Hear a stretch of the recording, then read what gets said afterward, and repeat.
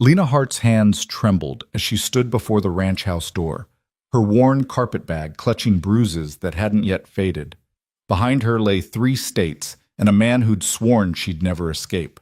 Before her stood Caleb Wright, a widower whose cold eyes swept over her rounded body with the same dismissal she'd known her entire life.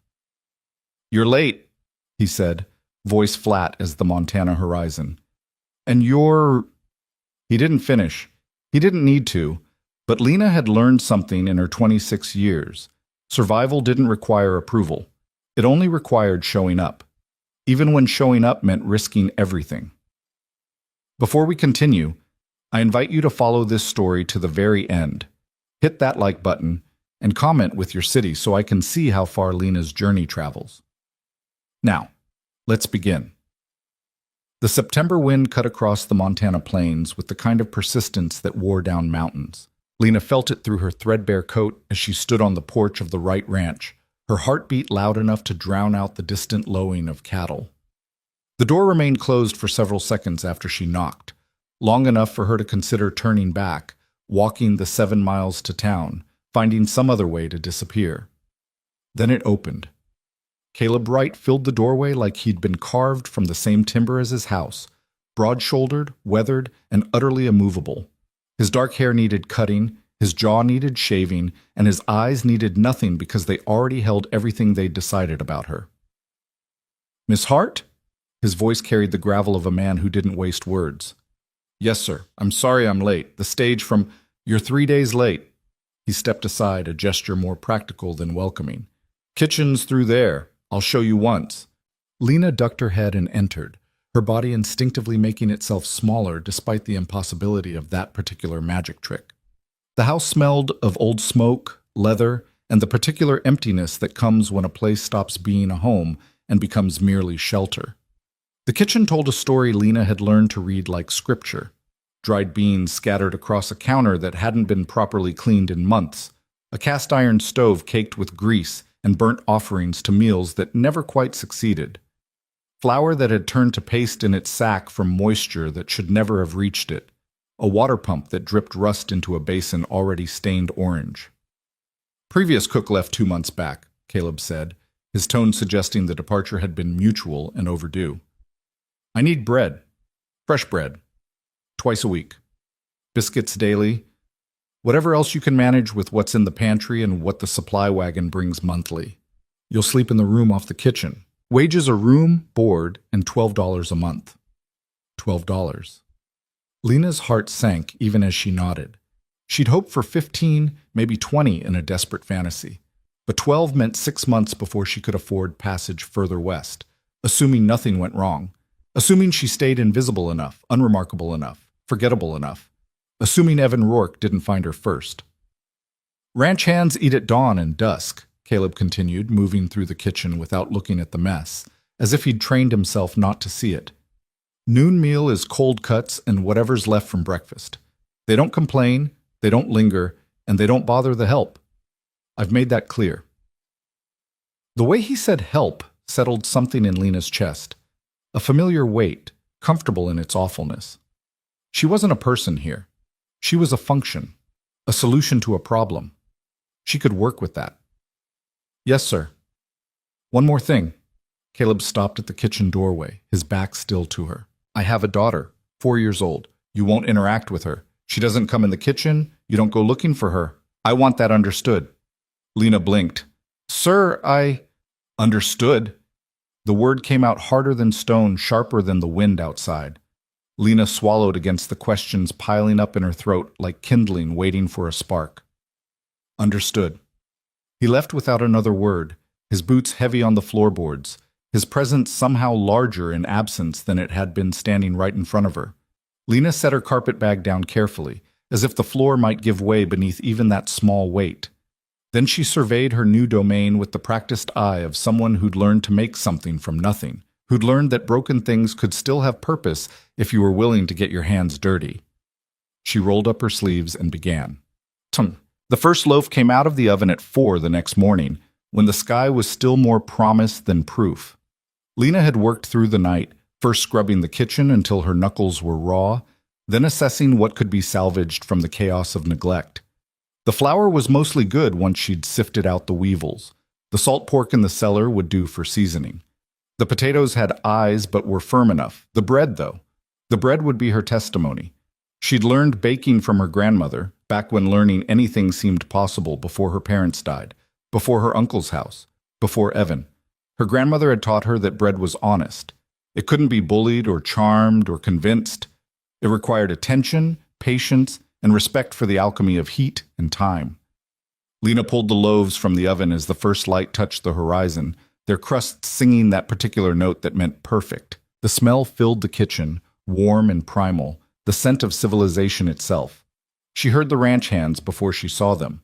Boots on the porch, low voices trading observations about weather and fence lines and a steer that had gone lame in the north pasture. They filed in like soldiers at mess, 12 men ranging from a boy who couldn't be more than 16 to a grizzled veteran who looked like he'd been part of the landscape since before Montana was a state. They stopped when they saw the bread. "Lord have mercy," the old one breathed. Lena sliced thick pieces and set them out with butter she'd found in the cold room, along with scrambled eggs and the last of the bacon. The men ate in a silence that felt reverent, and when they left, more than one tipped his hat to her, a gesture so unexpected that Lena felt her throat tighten. Caleb came in last, after the hands had cleared out. He poured himself coffee from the pot Lena had kept hot, added nothing to it, and drank it black while studying the remaining bread. "This is good," he said finally. "Thank you, sir." "Just Caleb. Sir makes me feel like my father." He cut himself a piece, ate it standing up. "You know your way around a kitchen." "My grandmother taught me." He nodded, asked nothing further, and left with his coffee. Lena watched him go, this man who gave compliments like they cost him something, who kept his daughter hidden like a secret, who wore grief the way other men wore their hats, constantly, unconsciously, as protection against elements that never really changed. She returned to her bread, to the familiar rhythm of kneading and shaping, to the reliable magic of transformation. Flour and water and salt and time. Simple things that became something more when you paid attention. The door creaked. Lena looked up from her work and saw her, a small ghost of a girl with dark hair that hung in tangles and eyes too large for her thin face.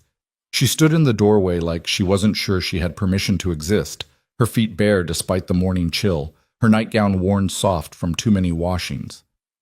This had to be Mara. The child stared at Lena with an intensity that felt like being read in a language Lena had forgotten she knew. Neither of them spoke. Lena's hands stilled in the dough, flour coating her fingers, her heart suddenly beating too fast. "Mara!" Caleb's voice came sharp from somewhere deeper in the house. "Where are you?" The girl vanished like smoke, silent as she'd arrived. Lena heard Caleb's footsteps, heard him say something low that she couldn't make out, heard the creak of a door closing with a firmness that suggested a lock. Lena went back to her kneading, but her hands shook now. A 4-year-old child locked away from the kitchen, from the hired help, hired from anything that might resemble comfort or warmth, or the simple human kindness of fresh bread and a smile. She understood isolation. She understood being hidden. But she'd been an adult when Evan had started restricting her world, shrinking her sphere of movement, deciding who she could speak to and when and how. This child, this small, silent child, was learning those lessons in her bones, before she even had words to name what was being taken from her. Lena shaped the dough with more force than necessary, anger threading through the repetitive motion. But anger was useless here. Anger wouldn't keep her employed, wouldn't keep her hidden, wouldn't get her through the next 6 months until she could afford to run again. She had rules. Caleb had been clear, and Lena had learned the price of breaking men's rules. So she baked. And when the next batch came out of the oven, she set aside one perfect roll, still warm, and wrapped it in a clean cloth. She left it on the bottom step of the back stairs that led up to what she assumed were the bedrooms, positioned it carefully, and returned to her kitchen. If a small ghost wanted to find it, she would. If not, the ranch cat would have a fine breakfast. Lena asked for nothing in return, expected nothing. But she'd learned something else from her grandmother, something Evan had tried to beat out of her but never quite succeeded. Kindness didn't require permission. It just required courage, even when courage looked like nothing more than a warm roll on a cold step. The first week passed in a rhythm as old as ranching itself.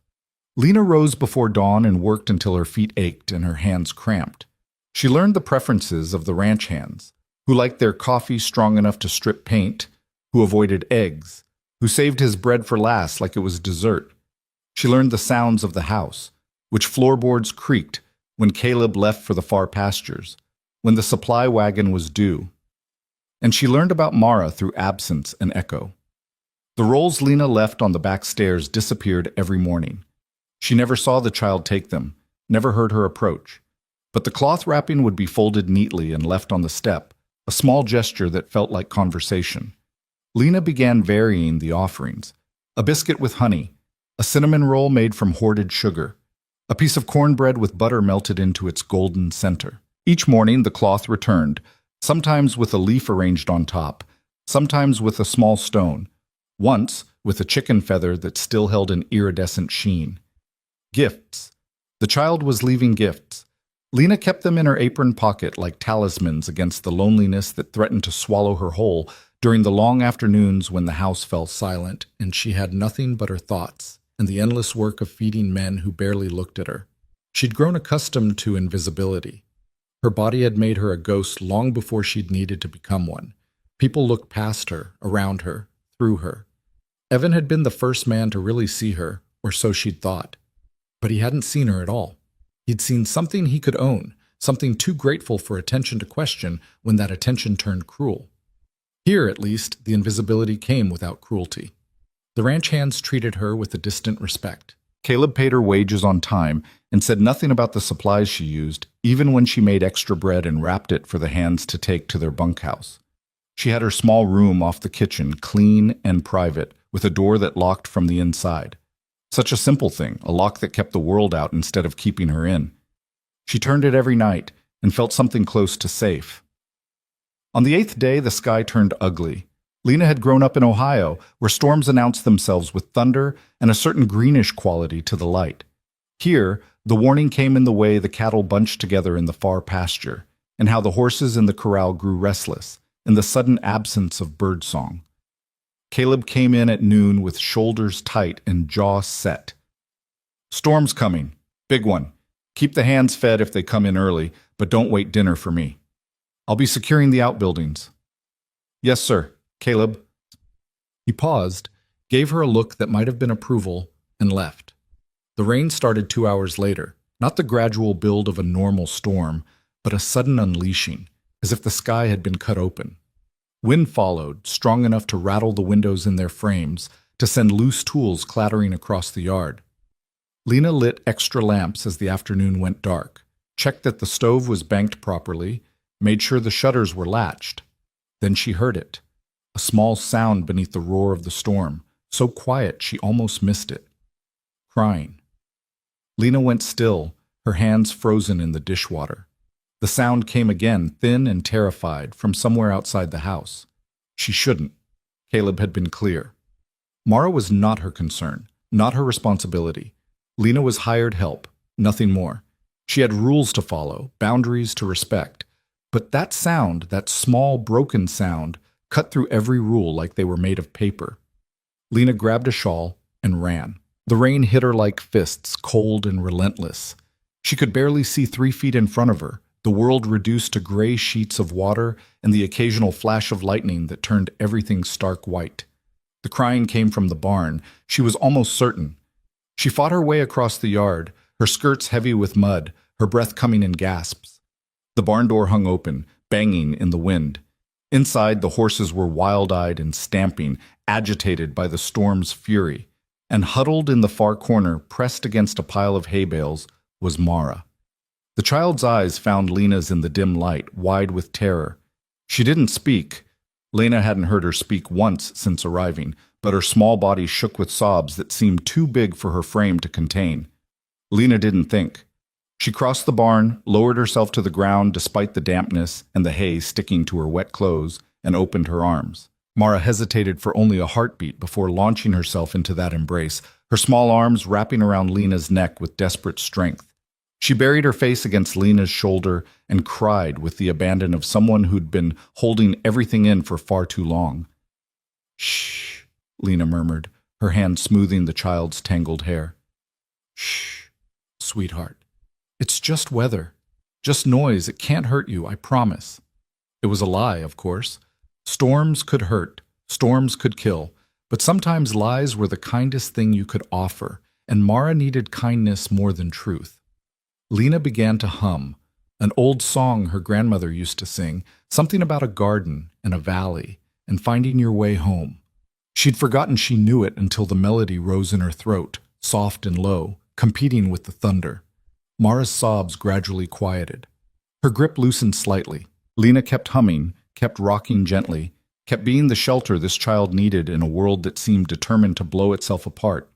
She didn't hear Caleb approach over the storm, didn't know he was there until his shadow fell across them, until she looked up and saw him standing in the barn doorway, soaked to the bone, his face unreadable. "I told you," he said, his voice barely audible over the rain, "not to interact with her." Lena held Mara closer, felt the child's grip tighten again. "I know. I gave you clear instructions." "You did? Then why—" His voice cracked, something breaking through that stone exterior. "Why couldn't you just follow the damn rules?" Lena met his eyes, this broken man trying so hard to stay intact. "Because she needed someone.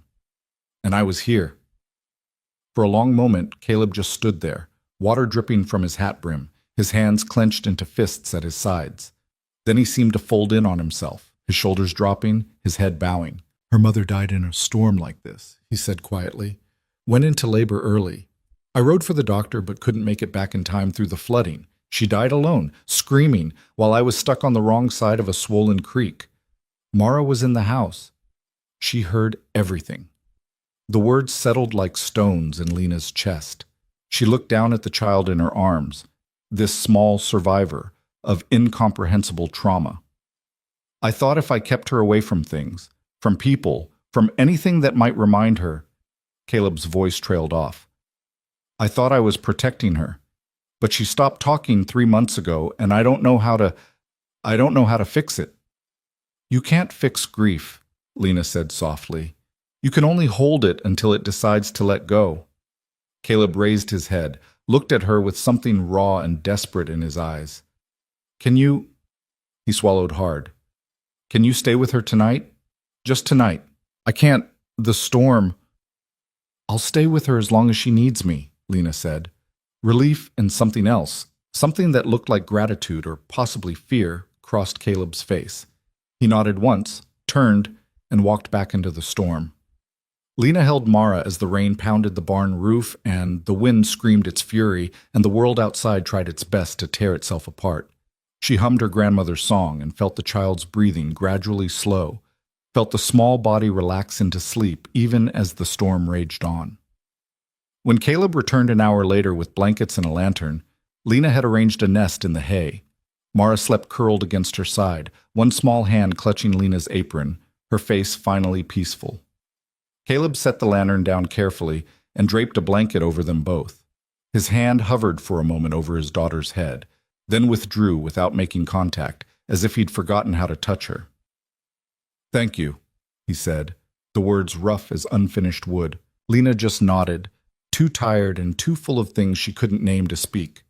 Caleb settled against the opposite wall, his long legs stretched out, his hat pulled low.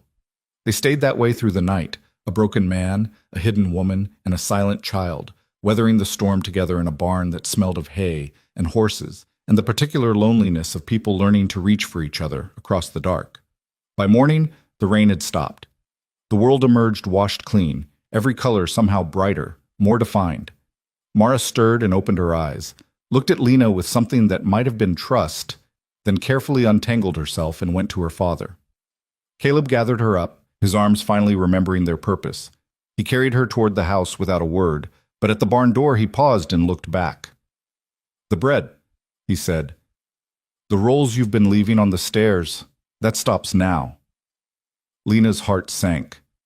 "I understand. Because," Caleb continued, his voice softer, She'll be eating breakfast with everyone else, in the kitchen, where she belongs. Then he was gone, carrying his daughter through the morning light, leaving Lena sitting in the hay with tears on her face and something dangerous blooming in her chest. Hope. The ranch changed after the storm, subtle as seasons shifting. Mara took her place at the kitchen table each morning, still silent but present, her dark eyes watching everything with careful attention. She didn't speak, but she communicated in other ways, a nod for yes, a shake for no. Small drawings left on the table that showed houses and people and sometimes horses. Lena fed her the same food she fed the ranch hands, nothing special, nothing that would set her apart. But she made sure the child's portions were warm and that there was always milk instead of coffee, that the biscuits were small enough for small hands to manage. The men adapted quickly, speaking a little softer when Mara was present, saving the rougher stories for the bunkhouse. The old one, his name was Dutch, took to carving small wooden animals during his breaks and leaving them by Mara's plate.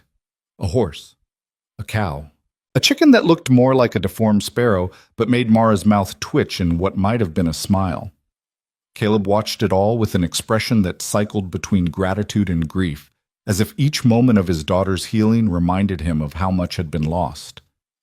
He began eating breakfast with them instead of taking coffee to his office, sitting at the head of the table in a silence that felt less like isolation and more like companionship. 2 weeks after the storm, a section of the old stone oven behind the house collapsed. Lena discovered it while hanging laundry, a pile of rocks and mortar that had finally surrendered to time and weather. She stood looking at it for a long moment, her mind already rebuilding it, already imagining what she could do with a proper outdoor oven, bread for the whole county, pies that needed space the kitchen stove couldn't provide, possibilities blooming like wildflowers. "Could you fix it?" Caleb's voice came from behind her. Lena, startled, turned. He stood with his thumbs hooked in his belt, squinting at the ruins like he was assessing a problem with livestock or fence line. "I could," she said carefully. "I'd need help with the heavy stone and mortar and make a list. I'll get what you need. It's not necessary for bread and biscuits. The kitchen stove works fine. But could you do more? With a proper oven?" He looked at her directly, that rare, full attention that made her feel seen in ways that still frightened her. "I've been thinking, there's only one other bakery between here and Billings, and their bread tastes like punishment. If you could produce more, we could sell to the mining camps, the settlements, maybe even get a contract with the fort." "That's—" Lena's mind raced. "That's a business, not just cooking for the ranch." "It's a living," Caleb said. "A better one than $12 a month." He walked away before she could respond, leaving her standing in the ruins of the old oven with something that felt dangerously close to a future taking shape in her mind. The supplies came on the next wagon, fire brick and mortar, trowels and levels. Dutch and 2 of the younger hands, boys named Sam and Reed, volunteered their afternoons to help rebuild. They worked in the lengthening autumn light, mixing mortar and laying brick under Lena's direction, arguing good-naturedly about technique and precision while Mara sat nearby drawing pictures in the dirt with a stick. The oven took shape slowly, rising from the rubble like something being remembered rather than built. Lena's hands knew the work, even if her mind sometimes questioned it. Her grandmother had taught her this too, back when knowledge felt like inheritance instead of survival skills. On the 3rd day of construction, Reed's trowel slipped and cut a deep gash across his forearm. Blood welled up immediately, stark and shocking. The boy swore, grabbed his arm, went pale. Lena didn't think. She tore a strip from her apron, bound the wound tightly, and barked orders about water and whiskey for cleaning. Her hand stayed steady, even as Reed swayed, even as Dutch supported the boy's weight. "You done this before," Dutch observed, watching her work. "My grandmother raised me. She was the closest thing to a doctor in our town." The words came out before Lena could stop them, a slip of truth she'd meant to keep hidden. "Useful skill," Dutch said, nothing more. But his eyes held a question that Lena didn't answer. They finished the oven a week later, just as the first serious cold arrived. The inaugural firing was a ceremony of sorts. All the ranch hands gathered to watch as Lena built the fire, as the stones absorbed heat, as the temperature climbed to the precise point where bread would transform from dough to miracle. The loaves that emerged that evening made the kitchen bread look ordinary. crust like shattering glass, interior soft as clouds, the kind of bread that made people close their eyes when they bit into it, made them remember every good meal they'd ever eaten. "Lord," Sam breathed, his mouth full, "this is better than my mama's, and I'll deny saying that if you tell her." The men laughed, a sound that had become more common in recent weeks, as if the ranch itself was remembering how to breathe. Caleb ate his piece slowly, considering. Then he looked at Lena with an expression she couldn't quite read. "We'll need to get you a wagon," he said, "and a route. Dutch knows every settlement and camp within 50 miles. He can help you plan." "Plan what?" Lena's heart beat faster. "Your delivery schedule. Can't run a bakery business from the kitchen table." That night, after the hands had gone to the bunkhouse and Mara was asleep upstairs and the house had settled into its nighttime quiet, Lena sat at the kitchen table making lists. Supplies needed, production schedules, pricing, the practical mathematics of turning flour and time into something resembling independence. She didn't hear Caleb enter until he poured himself coffee from the pot she'd kept warm and sat across from her. "You're afraid," he said. It wasn't a question. Lena's hand stilled on the pencil. "I'm careful. There's a difference between careful and running." She met his eyes, this man who'd gone from cold employer to something she didn't have words for. "Is there?" "I think so." He drank his coffee, grimaced at the bitterness. "What are you running from, Lena?" She should lie, should deflect, should remember that truth was a luxury people like her couldn't afford. But the day had been long and good, and the kitchen was warm, and she was so tired of carrying secrets alone. "A man," she said quietly. "His name was Evan Rourke. He convinced me I needed him, that no one else would want me looking the way I do. By the time I understood what he was, it was too late. He controlled everything, my money, my movement, who I spoke to. When I tried to leave, She stopped, swallowed. "He made it clear that leaving would have consequences. But you left anyway. I got lucky. He went to Denver for business. I took what I could carry and ran. I've been running for 8 months, changing my name, staying in places where no one asks questions. Montana seemed far enough, remote enough. You thought you could disappear?" "Yes." Caleb set down his coffee, his jaw tight. "This Evan Rourke. If he came here, if he found you, what would he do?" Lena's throat closed around the truth. "He'd take me back, and he'd make sure I never ran again." The silence that followed felt heavy with things unsaid. Finally, Caleb spoke, his voice low and hard. "This is my land, my ranch. What's mine, I protect.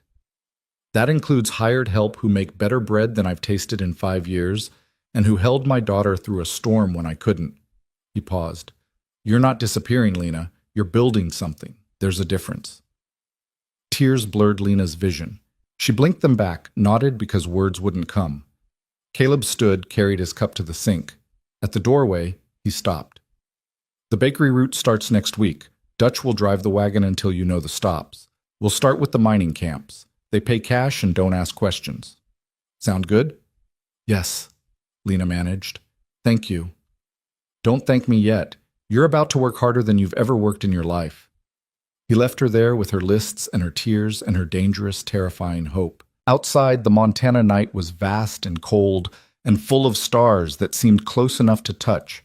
Lena looked out the window at all that darkness and all that light and thought that maybe, just maybe, she was done running.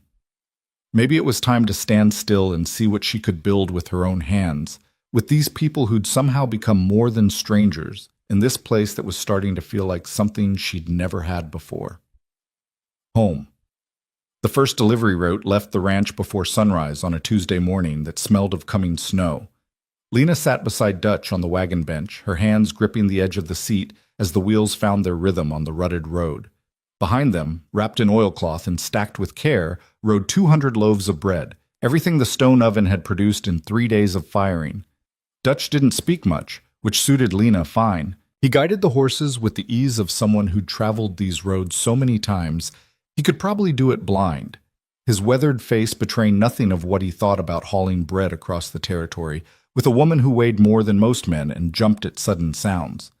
The first stop was a mining camp called Silver Ridge, a collection of rough buildings clinging to a hillside like they weren't sure they wanted to stay. Men emerged from the bunkhouses as the wagon pulled in, their faces registering surprise when they saw Lena climbing down. "Fresh bread," Dutch announced, his voice carrying that particular authority of a man who expected to be heard. "Best you'll taste this side of the Mississippi. 2 loaves for $1. A big man with a scar bisecting his left eyebrow stepped forward, arms crossed. "That's steep for bread, old-timer." "Then don't buy it," Dutch said mildly. "But you'll be thinking about it come dinner when you're choking down whatever paste your cook calls biscuits." Lena unwrapped one of the loaves, broke off a piece, and held it out. "Try it first. If it's not worth $1, we'll move on." The scarred man took the bread with thick fingers, bit into it, and stopped. His expression shifted from skepticism to something close to reverence. He chewed slowly, swallowed, looked at the remaining piece in his hand like it might disappear. "I'll take 10, he said. Within 20 minutes, they'd sold 60 loaves. Men pressed dollar coins into Lena's palm, some asking when they'd be back, others requesting specific items, cinnamon rolls, fruit pies if she could manage them, anything that reminded them of home or mothers or women who'd once cared whether they ate well. At the 4th camp, a man called out from the back of the crowd, "Hey, darling, you taking special orders? I got some ideas about what else you could deliver." The men around him laughed, but it was the uncertain laughter of people watching something unfold that might turn ugly. Lena's hands went cold. She'd heard variations of this before, knew the script, knew how quickly appreciation could curdle into something else. Dutch set down the loaf he'd been wrapping and turned slowly until he faced the heckler. "That's Mrs. Hart to you," he said, his voice quiet but carrying, "and she's under the protection of the Wright Ranch. You understand what that means?" The laughter died. The heckler, a wiry man with tobacco-stained teeth, took a step back. "Didn't mean nothing by it." "See that you don't." Dutch turned back to the transaction like nothing had happened, but Lena saw the slight tremor in his gnarled hands, saw the tension in his shoulders. "Mrs. Hart." The lie sat strange in her chest, protective and dangerous at once. They finished the route as the sun reached its peak, the wagon lighter by 200 loaves and heavier by $143. Lena counted it 3 times, unable to believe the weight of coins in her apron pocket. "Split is 70% to you, 30 to the ranch for supplies and use of the oven," Dutch said as they headed home. "Caleb insisted, says you're doing the work. You should see the profit." "That's more than fair." "Fair's got nothing to do with it. Caleb knows good business when he sees it." Dutch was quiet for a moment, then added, "He also knows what it's like to need a fresh start. His family back east disowned him when he married Martha. Said she wasn't quality enough for a Wright. He came out here with nothing but her and determination. Built that ranch from scrubland and stubbornness." Lena absorbed this, another piece of Caleb Wright sliding into place. "You've known him a long time." "Since before Mara, since before Martha." Dutch's voice went soft. "Watched him survive losing the woman he loved. Wasn't sure he would for a while. Then you showed up, and that girl started healing, and I thought maybe there's still hope for stubborn men and second chances. I just make bread, Dutch. Girl, if you think bread is all you're making, you haven't been paying attention." They arrived back at the ranch as the afternoon light turned golden. Caleb met them in the yard. Mara perched on his shoulders, her small hands gripping his hair for balance. The child's eyes found Lena immediately, and her mouth curved in something that was definitely a smile. "How'd it go?" Caleb lifted Mara down, set her carefully on the ground. "Sold out," Dutch reported. "Could have sold twice that if we'd had it. These mining camps are hungry for decent food." Caleb's gaze moved to Lena, a question in his eyes. "It went well," she confirmed, pulling the money from her pocket. "Better than I expected." She held out the coins, but Caleb shook his head. "That's yours." "Well, 70% of it. Dutch will sort the accounting." "You've earned it." $100. More money than Lena had held in her life, earned through her own skill and labor, and not given as allowance or charity or payment for services that had nothing to do with bread. Her throat tightened. "Thank you," she managed. "Thank the bread." Caleb's mouth twitched in what might have been humor. And be ready to do it again Friday. Word's going to spread fast. Over the following weeks, the bakery business grew like yeast in warm water, steady, inexorable, transforming everything it touched. Lena fell into a rhythm that consumed her days and most of her nights, mixing dough in the dark hours before dawn, firing the oven, shaping hundreds of loaves while the ranch hands ate breakfast, loading the wagon, making deliveries with Dutch to an expanding route of mining camps, logging sites, and small settlements desperate for anything that tasted like civilization. She hired 2 of the ranch hands' wives to help with the mixing and shaping. Sarah was a quiet woman with strong arms and a baby on her hip, grateful for work she could do from the ranch kitchen. Margaret was older, sharp-tongued and efficient, with opinions about everything and the skill to back them up. "You're overworking that dough," Margaret said on her second day, hands on her hips. "Bread's not a fight. It's a negotiation." Lena bristled, then watched Margaret's technique and realized the woman was right. The bread that came from Margaret's section of the work table had a lighter crumb, a better rise. Lena swallowed her pride and asked to be shown again. "Now you're learning," Margaret said with approval. "Smart girl knows when to listen." The kitchen became a small factory, flour dust coating every surface, the air thick with yeast and heat, and the particular exhaustion of work that mattered. Lena's hands grew calloused, her arms stronger, her body adapting to the relentless physical demands. She lost weight without trying, without even noticing until her dresses started hanging loose and she had to take in the seams. Mara became part of the operation, sitting at the corner table with scraps of dough, shaping them into small loaves that Lena baked alongside the real ones. The child still didn't speak, but her presence filled the kitchen with something essential that Lena didn't have a name for. One morning, as Lena pulled a tray from the oven, Mara tugged on her skirt. Lena looked down to find the child holding up a misshapen lump of baked dough, her expression uncertain. "That's beautiful," Lena said, crouching down. "Is it for me?" Mara nodded. "Then I'm keeping it forever." Lena took the small loaf, still warm, and pressed it to her heart. "Right here, where all the important things go."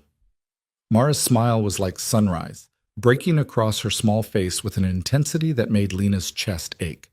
The child threw her arms around Lena's neck, held tight for 3 heartbeats, then scampered away to tell her father, through gestures and tugging on his sleeve, about the gift that had been accepted. Caleb stood in the kitchen doorway watching this exchange, his expression unreadable. When Mara ran past him toward the yard, he remained behind, his hand resting on the door frame. "She's getting better," he said quietly. "She is.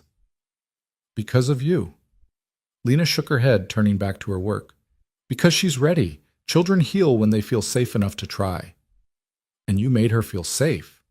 It wasn't a question. Caleb crossed the kitchen, stopped close enough that Lena could smell the leather and sage scent that seemed to follow him everywhere. "How do you do that? Make people feel safe when you're the one who's running scared." Lena's hands stilled in the dough. "I'm not running anymore." "Aren't you? You still jump when someone comes up behind you. Still check the road every time a rider approaches. Still sleep with your carpet bag packed by the door. Don't think I haven't noticed." Heat flooded Lena's face. "Old habits." "Fear," Caleb corrected, his voice gentle. "And I understand it. But Lena, you've built something here. People know you now. You're not invisible anymore. That bakery wagon has your name on the orders. Every miner between here and Billings knows who makes that bread." The truth of it settled like stones in her stomach. Visibility meant vulnerability. Being known meant being found. "If he comes," Caleb continued, stepping closer, "and I think we both know there's a chance he will, you won't face him alone. You understand that?" Lena looked up at him, this man who'd been nothing but an employer 8 weeks ago and now stood in her kitchen making promises that terrified her with their implications. "Why do you care?" Something flickered in his eyes, pain or longing or some complicated mixture of both. "Because Mara lights up when you walk in the room. Because this ranch feels alive again in ways I'd forgotten were possible. Because you deserve to stop running and start living, and damned if I'm going to let some bastard from your past steal that from you." He left before she could respond, his boots heavy on the floorboards, leaving Lena standing in the warm kitchen with flour on her hands and tears on her face, and a feeling in her chest that was either hope or terror, or possibly both at once. The temperature dropped as November arrived, bringing with it the first real snow.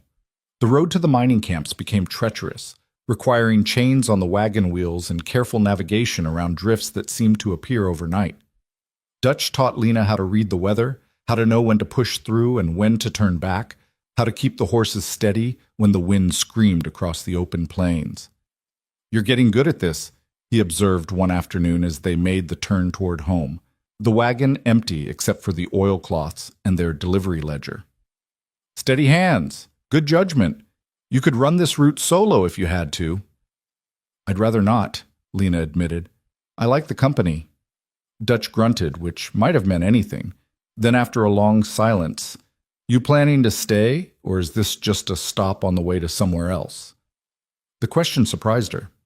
"I don't know. I hadn't thought much past surviving." "Might want to start thinking. Caleb's not a man who lets people get close easy, but when he does, he holds on. You understand what I'm saying?" Lena understood. She'd felt it in the way Caleb looked at her when he thought she wasn't watching, in the way he found excuses to be in the kitchen during baking hours, and how he'd started asking her opinion about ranch matters that had nothing to do with bread or ovens or food supplies. "I'm not looking for that," she said carefully. "Maybe not, but it's looking for you anyway. Just thought you should know, so you're not surprised when it finds you." That night, as Lena cleaned the kitchen after dinner, Caleb appeared with 2 glasses and a bottle of whiskey that looked older than the ranch itself. "Thought you could use this," he said, pouring 2 generous measures. "It's been a hell of a day." It had been. A delivery to a logging camp had gone wrong when one of the loggers had tried to shortchange them, claiming the bread was stale when everyone knew it had been baked that morning. The argument had escalated until Dutch had pulled out a rifle Lena hadn't known he carried, and suddenly the logger had found the correct payment, plus an extra $1 for the trouble. Lena accepted the glass, drank, and felt fire trace down her throat. "Is it always like this? Running a business? Pretty much. You handle yourself well." "I just stood there while Dutch pointed a gun at someone." "You stood there instead of running. You backed your partner's play. That takes courage." Caleb drank his whiskey, refilled both glasses. "When Martha was alive, she used to say courage isn't about not being afraid. It's about being terrified and doing the thing anyway." "She sounds wise." "She was. Smart, too. Smarter than me by a long measure. She saw things I couldn't see, understood people in ways I never will." His voice went rough. "I failed her. When it mattered most, I wasn't there, and she died afraid and alone." Lena set down her glass, turned to face him fully. "You rode for help. You did everything you could. It wasn't enough. It's never enough when we lose someone. We always think we should have done more, been better, seen it coming, but Caleb, you can't carry that forever. It'll crush you." Says the woman who packed her carpet bag and ran 3 states to escape a man who told her she wasn't worth anything. The words hung between them, sharp and true. Lena flinched but didn't look away. Maybe we're both carrying things that are too heavy. Maybe that's why we understand each other. Caleb's hand came up, hesitated, then settled on her shoulder, the first time he'd touched her deliberately, purposefully. His palm was warm through the fabric of her dress, his grip solid and grounding. "I see you, Lena Hart. Not your size, not your fear, not whatever lies that bastard told you about your worth. I see someone who works harder than anyone I've ever known, who held my daughter when I couldn't, who built a business from nothing but flour and determination. I see someone extraordinary, and I think maybe you should start seeing it too." Lena's breath caught. She'd spent so long being invisible, being diminished, being told she should be grateful for whatever scraps of attention came her way. This seeing, this recognition, felt more dangerous than any threat Evan had ever made. "I don't know how," she whispered. "Then let me show you." Caleb's thumb moved against her shoulder, just slightly, a gesture of comfort, or possibly something more. "Let me prove that you're worth showing up for, worth fighting for, worth staying for." Before Lena could respond, before she could process what was happening or what it meant, the kitchen door banged open. Sam, one of the younger ranch hands, stood there breathing hard, his face pale in the lamplight. "Boss, we got trouble. Rider coming in hard from the East Road. Says his name's Grant Hale, and he's got business with you that can't wait. Caleb's hand dropped from Lena's shoulder, his entire body going rigid. Grant Hale is here? Now? Who's Grant Hale? Lena asked, reading the tension that had transformed Caleb from gentle to granite in the space of a heartbeat. Trouble, Caleb said shortly. He grabbed his coat, then paused at the door. Stay inside, keep Mara with you. This doesn't concern you. But Lena followed him to the window and watched as a man rode into the yard on a horse too fine for ranch work, his clothes too expensive for practical use. Grant Hale dismounted with the fluid grace of someone who'd grown up with horses and money, both assumed as birthright rather than earned. He was handsome in a way that set Lena's teeth on edge, all confidence and easy charm, the kind of man who'd never been told no and wouldn't recognize the word if he heard it. He clasped Caleb's hand like they were old friends, but the tension in Caleb's shoulders said otherwise. Their voices carried through the cold air, fragments of conversation that didn't quite make sense. Water rights. Legal claim. 30 days or I file... Can't possibly... The conversation grew heated, though both men kept their voices controlled, their postures civil. Finally, Hale mounted his horse, tipped his hat with mocking courtesy, and rode back into the darkness.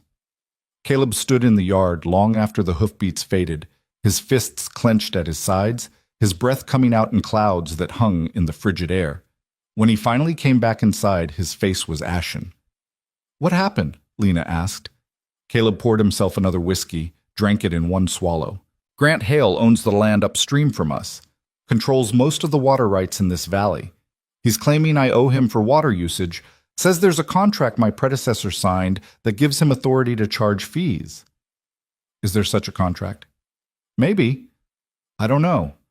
When I bought this ranch, there were boxes of old papers, deeds, agreements. I went through what seemed important, but... He trailed off, rubbed his face. He's demanding $5,000.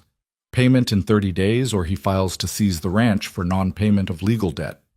The number hit Lena like a physical blow. $5,000. An impossible sum. More than the ranch probably generated in a year, certainly more than anyone could raise in a month. That's... Can he do that? If the contract exists and is legal, yes, and even if it's not, fighting him in court would cost almost as much, take months, maybe years. In the meantime, he could cut off our water access, claim we're in violation, make it impossible to run the ranch. Caleb's voice was hollow. I'd have to sell. Lose everything Martha and I built. Everything that's keeping Mara stable and healing. Lena's mind raced, cycling through possibilities, discarding them as fast as they formed. Then something clicked. A memory of delivery routes, of miners paying cash for bread, of Margaret mentioning that the logging camps would pay premium for pies, of Dutch saying there were settlements they hadn't even reached yet. What if we could raise it? She said slowly. Caleb looked at her like she'd suggested they sprout wings and fly to California. Lena, it's $5,000. The bakery's doing well, but not that well. Not yet. But what if we expanded? Went to every camp, every settlement, every town within 100 miles? What if we took everything we make, not just bread, but pies, cakes, specialty items that command higher prices? What if we worked every single day for the next month? You'd kill yourself. The pace you're keeping now is already... I've survived worse than hard work. Lena moved toward him, urgency flooding her veins. Caleb, this ranch is Mara's home. It's the place where she's healing, where she feels safe. It's your home, and it's... She stopped, swallowed hard. It's mine too, or it's starting to be. And I'm not letting some rich bastard take it because he can. Something fierce and desperate lit in Caleb's eyes. Even if we could produce enough, even if we could sell it all, I can't ask you to... You're not asking. I'm offering. We all are. Dutch, Sarah, Margaret, the hands. This ranch is more than just your livelihood. It's all of ours. We fight for it together or we lose it together, but either way we decide. Caleb stared at her for a long moment, his expression cycling through doubt and hope, and something that looked dangerously close to love. Then he nodded, once, sharp and decisive. All right, we fight. You work up a production plan, I'll coordinate with Dutch on delivery routes. We'll push every connection we have, call in every favor, and Lena? He reached out, cupped her face with one calloused hand. Thank you for caring, for staying, for being exactly who you are. Then he was gone, striding toward the bunkhouse to wake the hands and start organizing, leaving Lena standing in the kitchen with her heart pounding and her mind already calculating how many loaves they could produce in a day, how many hours she could work before her body gave out, how much she was willing to sacrifice to protect this place that had somehow become worth protecting. She pulled out paper and pencil and began to plan, the numbers filling page after page like battle strategies. Behind her, the stove radiated heat, the familiar warmth that had become her constant companion. Outside, the Montana night was dark and cold and full of challenges that would have sent her running just months ago. But she wasn't running anymore. She was standing still and fighting back, and somewhere in the transformation from invisible to essential, she'd found something she'd never had before. Worth, purpose, belonging, a reason to stop hiding and start building, and she'd be damned if she'd let anyone take that away. The kitchen became a war room before sunrise. Lena spread her calculations across the table while Caleb stood beside her, his finger tracing the columns of numbers that represented their only chance at survival. Sarah and Margaret arrived in the pre-dawn darkness, their breath misting in the cold air, their faces set with the grim determination of women who'd fought hard lives and weren't about to surrender now. 400 loaves a day, Margaret said, reading Lena's projections, plus 100 pies. You've lost your mind. Probably, Lena admitted. But it's the only way we hit 5,000 in 30 days. The mining camps will take everything we can produce. Dutch says there are 3 new camps that opened up north, plus the fort's quartermaster has been asking about a regular supply contract. Sarah shifted her baby to her other hip, her eyes scanning the production schedule. We'll need more help. My sister can mix dough, and there's a widow woman in town who used to run a bakery before her husband died. She might work for a percentage. Get them, Caleb said. Whatever it takes. I'll cover the upfront costs for supplies. We go into debt to make this work. So be it. The first day of the new production schedule nearly killed them all. Lena started mixing dough at 2 a.m, her arms screaming protest as she worked through batch after batch. The stone oven ran continuously, its heat turning the kitchen into a furnace despite the November cold. Sarah's sister Anna arrived at 4, a small woman with surprising strength, who attacked the work like she had something to prove. The widow, Mrs. Chen, showed up at 5 with her own rolling pin and a critique of Lena's dough hydration that was probably accurate but poorly timed. Too wet, Mrs. Chen said, her accent thick but her English precise. Bread will be dense. Add flour. Work it longer. There's no time to make time or make bad bread. Choose. Lena chose to add flour, chose to listen, chose to swallow her pride because Mrs. Chen was right and pride wouldn't save the ranch. By the time the sun rose, they'd produced 200 loaves and Lena's hands were raw despite the calluses, her back a solid line of fire from shoulder to hip. Margaret took one look at her and shoved a cup of coffee into her hands. Drink. Eat something. You're no good to anyone if you collapse. I'm fine. You're running on stubbornness and fear, and I've seen enough women burn themselves out to know how this ends. Sit. 5 minutes won't break us. Lena sat because her legs made the decision before her mind could object. The coffee was bitter and perfect. The biscuit Margaret pressed on her tasted like sawdust, but she forced it down anyway. Around her, the kitchen hummed with activity. Anna shaping loaves with mechanical efficiency. Mrs. Chen inspecting each pie crust like it was taking an examination. Sarah nursing her baby while reviewing the delivery schedule with her free hand. We're going to make it, Margaret said quietly, settling beside Lena with her own coffee. I know it doesn't feel like it, but we are. How can you be sure? Because I've never seen you give up on anything. Not the bread, not that child upstairs, not this ranch. You're the most stubborn woman I've ever met, and I mean that as the highest compliment. Margaret's weathered face creased into something that might have been a smile. Besides, we're all too invested now. Sarah needs this job. Anna's saving for her own place. Mrs. Chen would work herself to death rather than admit defeat. And you finally found somewhere worth staying. None of us are letting some rich bastard take that away. The word settled in Lena's chest, warm and solid. She wasn't fighting alone. She'd never been fighting alone, not really, but somewhere in the exhaustion and fear she'd forgotten that basic truth. Dutch arrived to load the wagon just as the first batch finished cooling. He took one look at the quantity and let out a low whistle. You weren't joking about ramping up production. Can you sell it all? Lena asked. Can and will. Already sent word to the camps about increased supply. They're expecting us. He paused, his old eyes studying her face. You look like hell, girl. I feel worse, but we keep going. That's the spirit. Caleb's riding north to talk to the fort commander about that contract. If he secures it, we'll need to double production again next week. Double. The word should have terrified her, but Lena just nodded, her mind already recalculating schedules and supply needs. She could sleep when the ranch was safe. She could rest when they'd beaten Grant Hale and his impossible deadline. She could collapse when this was over, and not a moment before. The delivery route that day took them to camps Lena had never seen. Rough collections of tents and timber structures where men lived in conditions that made the bunkhouse look palatial. They bought bread like it was salvation, paying in coins and occasionally in gold dust that Dutch weighed with a small scale he produced from his coat pocket. At the third camp, a foreman named Pike pulled Lena aside while Dutch was settling accounts.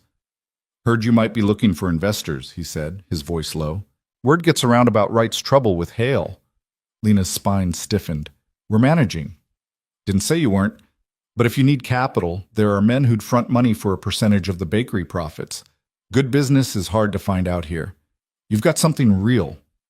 The bakery isn't for sale. Everything's for sale at the right price, miss. Just want you to know there are options if Wright can't come up with Hale's blood money. Pike's smile didn't reach his eyes. Hate to see a good operation go under because of pride. Lena found Dutch and climbed onto the wagon without another word to Pike, her hand shaking with anger or fear or exhaustion. She couldn't tell which anymore. As they rolled away, Dutch gave her a sideways look. What did Pike want? To buy into the bakery if we fail, to profit from our desperation. Vultures always circle when something's dying. Don't mean we have to feed them. Dutch urged the horses faster. You tell Caleb about that conversation. He needs to know who's watching, who's waiting for us to stumble. When they returned to the ranch that evening, Lena found Caleb in the barn with Mara, the two of them brushing down horses in companionable silence.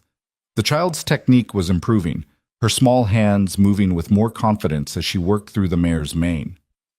She looked up when Lena entered, her face brightening in a way that made Lena's chest ache. Caleb caught the expression on Lena's face and frowned. What happened? She told him about Pike, about the offer that wasn't quite an offer, about the way word of their crisis had spread through the mining camps like wildfire. Caleb's jaw tightened with each sentence, his hand stilling on the curry brush. Hale's been talking, he said flatly, making sure everyone knows we're vulnerable. He wants the ranch? Has for years. This debt collection is just an excuse to force me out. Why? What does he gain? Water rights. Control of the valley. My land sits between his holdings and the river access he needs to expand his cattle operation.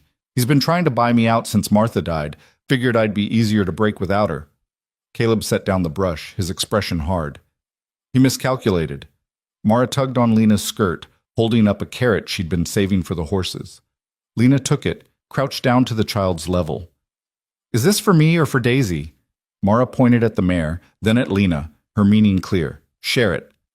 Lena broke the carrot in half, gave one piece to the horse, and bit into the other, making exaggerated chewing sounds that made Mara's mouth curve in silent laughter. The child threw her arms around Lena's neck in an impulsive hug, her small body warm and trusting. When Lena looked up, Caleb was watching them with an expression that stole her breath. Raw longing mixed with something deeper. Something that looked like a man realizing he'd been starving without knowing it and had suddenly found sustenance. She loves you, he said quietly. I love her too. I know, I can see it. Every morning when you save her the first warm roll, every time you let her help with the dough even though it slows you down, every time you smile at her like she's the most important person in the world. He took a step closer. You make it look easy, loving her, loving this place, being part of something. It is easy. Easiest thing I've ever done. Then why do you still keep that carpet bag packed? Why do you still check the road like you're expecting the devil himself to come riding in? Because she was. Because some part of her would always be waiting for Evan Rourke to find her, to to reclaim what he'd convinced himself he owned, to punish her for the audacity of escape, because freedom was still new enough to feel temporary, and safety was still fragile enough to shatter. "Old habits," she said, the lie tasting bitter. "I'm working on it." Caleb reached out, tucked a strand of hair behind her ear with a gentleness that made her eyes sting.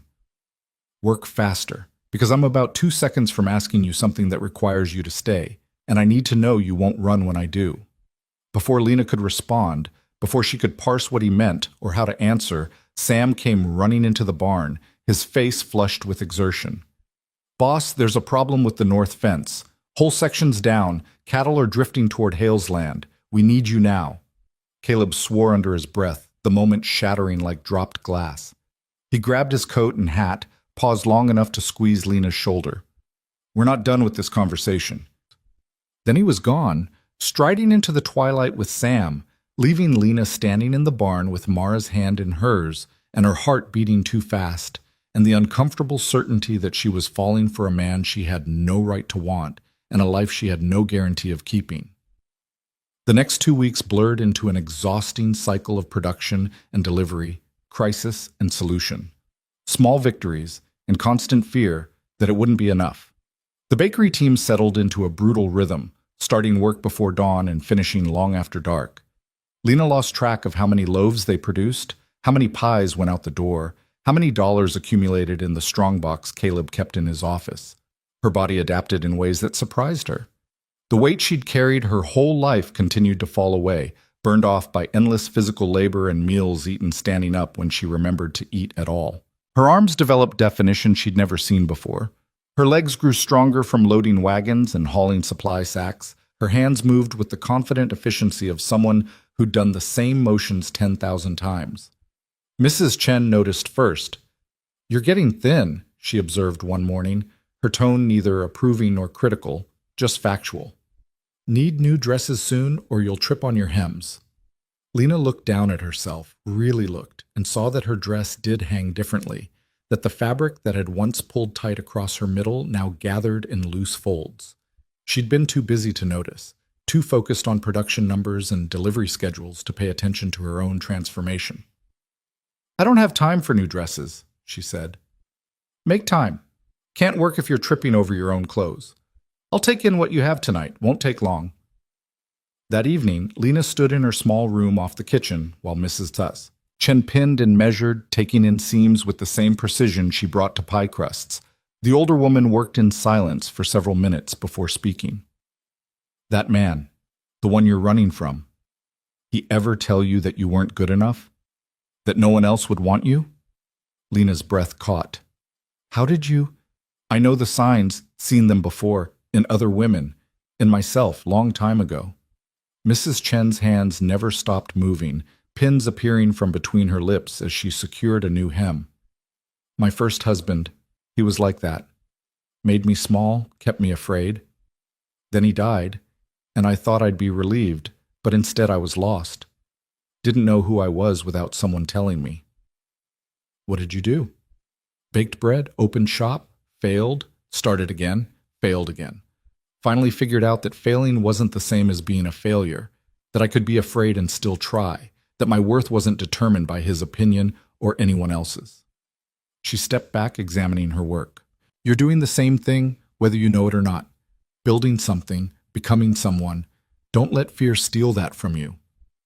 "But what if he finds me? What if—" "Then you deal with it.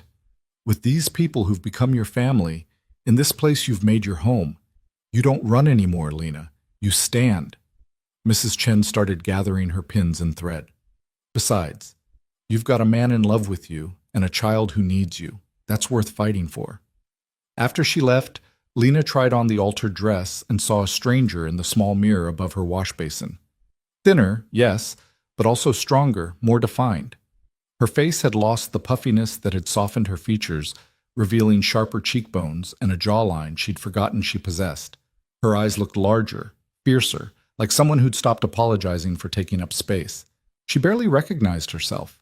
The recognition should have felt good, should have been a victory. Instead, it filled her with a creeping dread that had nothing to do with vanity and everything to do with visibility. Every pound she lost, every physical change that made her look less like the woman who'd fled Ohio and more like someone new, was a pound of camouflage stripped away. Evan had known a heavy woman, had used her size as part of his control, had made it central to his narrative about her worthlessness. If he came looking for that woman, would he even recognize what she'd become? Did she want him not to? Or did some part of her want him to see exactly what she'd built without him, what she'd become in his absence, want him to choke on the truth that she'd been extraordinary all along and his cruelty had been the only thing holding her back? The questions chased themselves through her mind as she returned to the kitchen and started the next day's prep work, as she measured and mixed and shaped dough with hands that had grown sure and capable. She didn't have answers. She only had work and the relentless forward motion of survival. On the 19th day, Caleb secured the fort contract. He came home with papers that promised regular deliveries for the next 6 months at premium prices, enough guaranteed income to keep the ranch stable even after they paid off Hale. The hands celebrated with whiskey and backslapping, with toast to Lena's bread and Dutch's salesmanship and Caleb's negotiating skills. Lena did the math in her head and felt her chest loosen with something that might have been hope.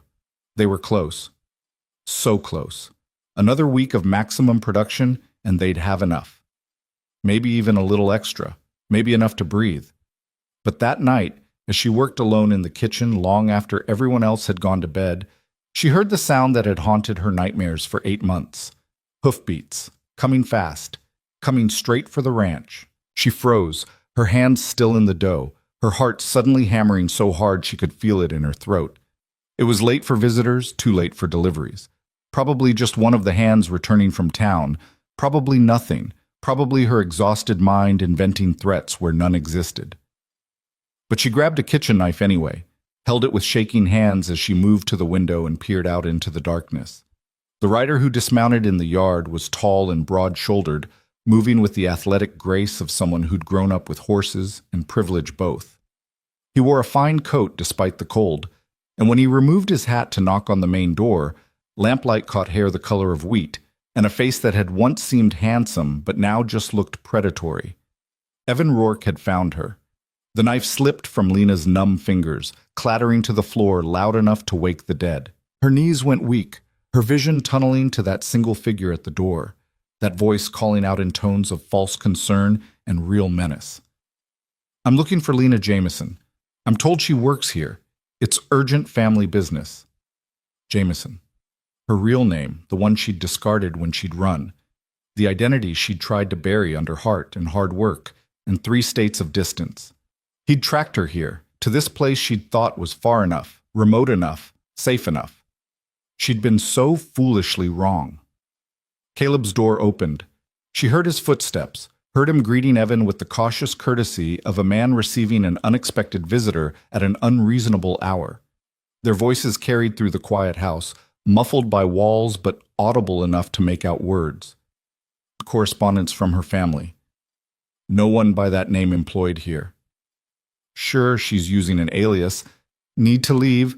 Writes as her fiancé. Lena's stomach heaved. Fiancé. As if she'd ever agreed, as if the engagement ring he'd forced onto her finger had been anything but another chain. She pressed her fist to her mouth, fighting down nausea and panic in equal measure. The conversation at the door grew heated. She heard Caleb's voice turn hard, heard Evan's smooth deflection, heard the particular quality of male tension that preceded violence. She should stay hidden, should let Caleb handle this, should trust that he'd send Evan away and never mention the conversation to anyone. But then she heard Evan say, "She's disturbed, you understand, not right in the head. Her family's worried sick. I've come to take her home where she can get proper care." The lie was so smooth, so practiced, delivered with such apparent concern that someone who didn't know better might actually believe it, might think he was a loving man worried about a troubled woman, might think she needed saving from herself rather than from him. Lena found herself moving before conscious thought caught up, walking through the house toward the voices, toward the confrontation she'd spent 8 months running from. Her hands were empty now, the knife forgotten on the kitchen floor, but she didn't need weapons. She needed only the truth and the courage to speak it. She opened the door and stepped out onto the porch, into the lamplight, directly between Caleb and Evan Rourke. Evan's eyes widened when he saw her, his smooth expression cracking just slightly. Lena, my dear girl, you've lost so much weight. Are they feeding you properly here? The concern was flawless. The loving fiancé worried about his beloved. But Lena saw what Caleb couldn't see, what only she could recognize after 2 years of Evan's particular brand of control. The rage beneath the concern, the fury that she'd dared to leave, the cold calculation of a man who'd come to reclaim property that had escaped. "I'm not going with you," she said, proud that her voice came out steady despite the terror coursing through her veins. "I left. I'm not coming back. We're not engaged, and we never were. Not really. Not in any way that mattered." "Lena, you're not well. You're confused." Evan took a step forward, his hand outstretched in a gesture meant to look gentle, but that Lena recognized as the prelude to a grab. "Your family is so worried. Your uncle sent me to—" "My uncle sold me to you to clear his gambling debts," Lena said flatly. "He gave you control of my inheritance in exchange for you paying off what he owed. That's not family. That's a transaction." Evan's mask slipped completely, his face hardening. "Careful, Lena. You're saying things that could be misinterpreted." "I'm saying things that are true. You kept me locked in your house for 6 months. You controlled every dollar I spent, every person I spoke to, every moment of my day. When I tried to leave, you hit me hard enough to crack a rib." She felt Caleb go rigid beside her but didn't look at him, kept her eyes fixed on Evan. "I have the scars. I have witnesses in Ohio who saw what you did. And I'm not the confused, scared girl you knew. I'm done being afraid of you."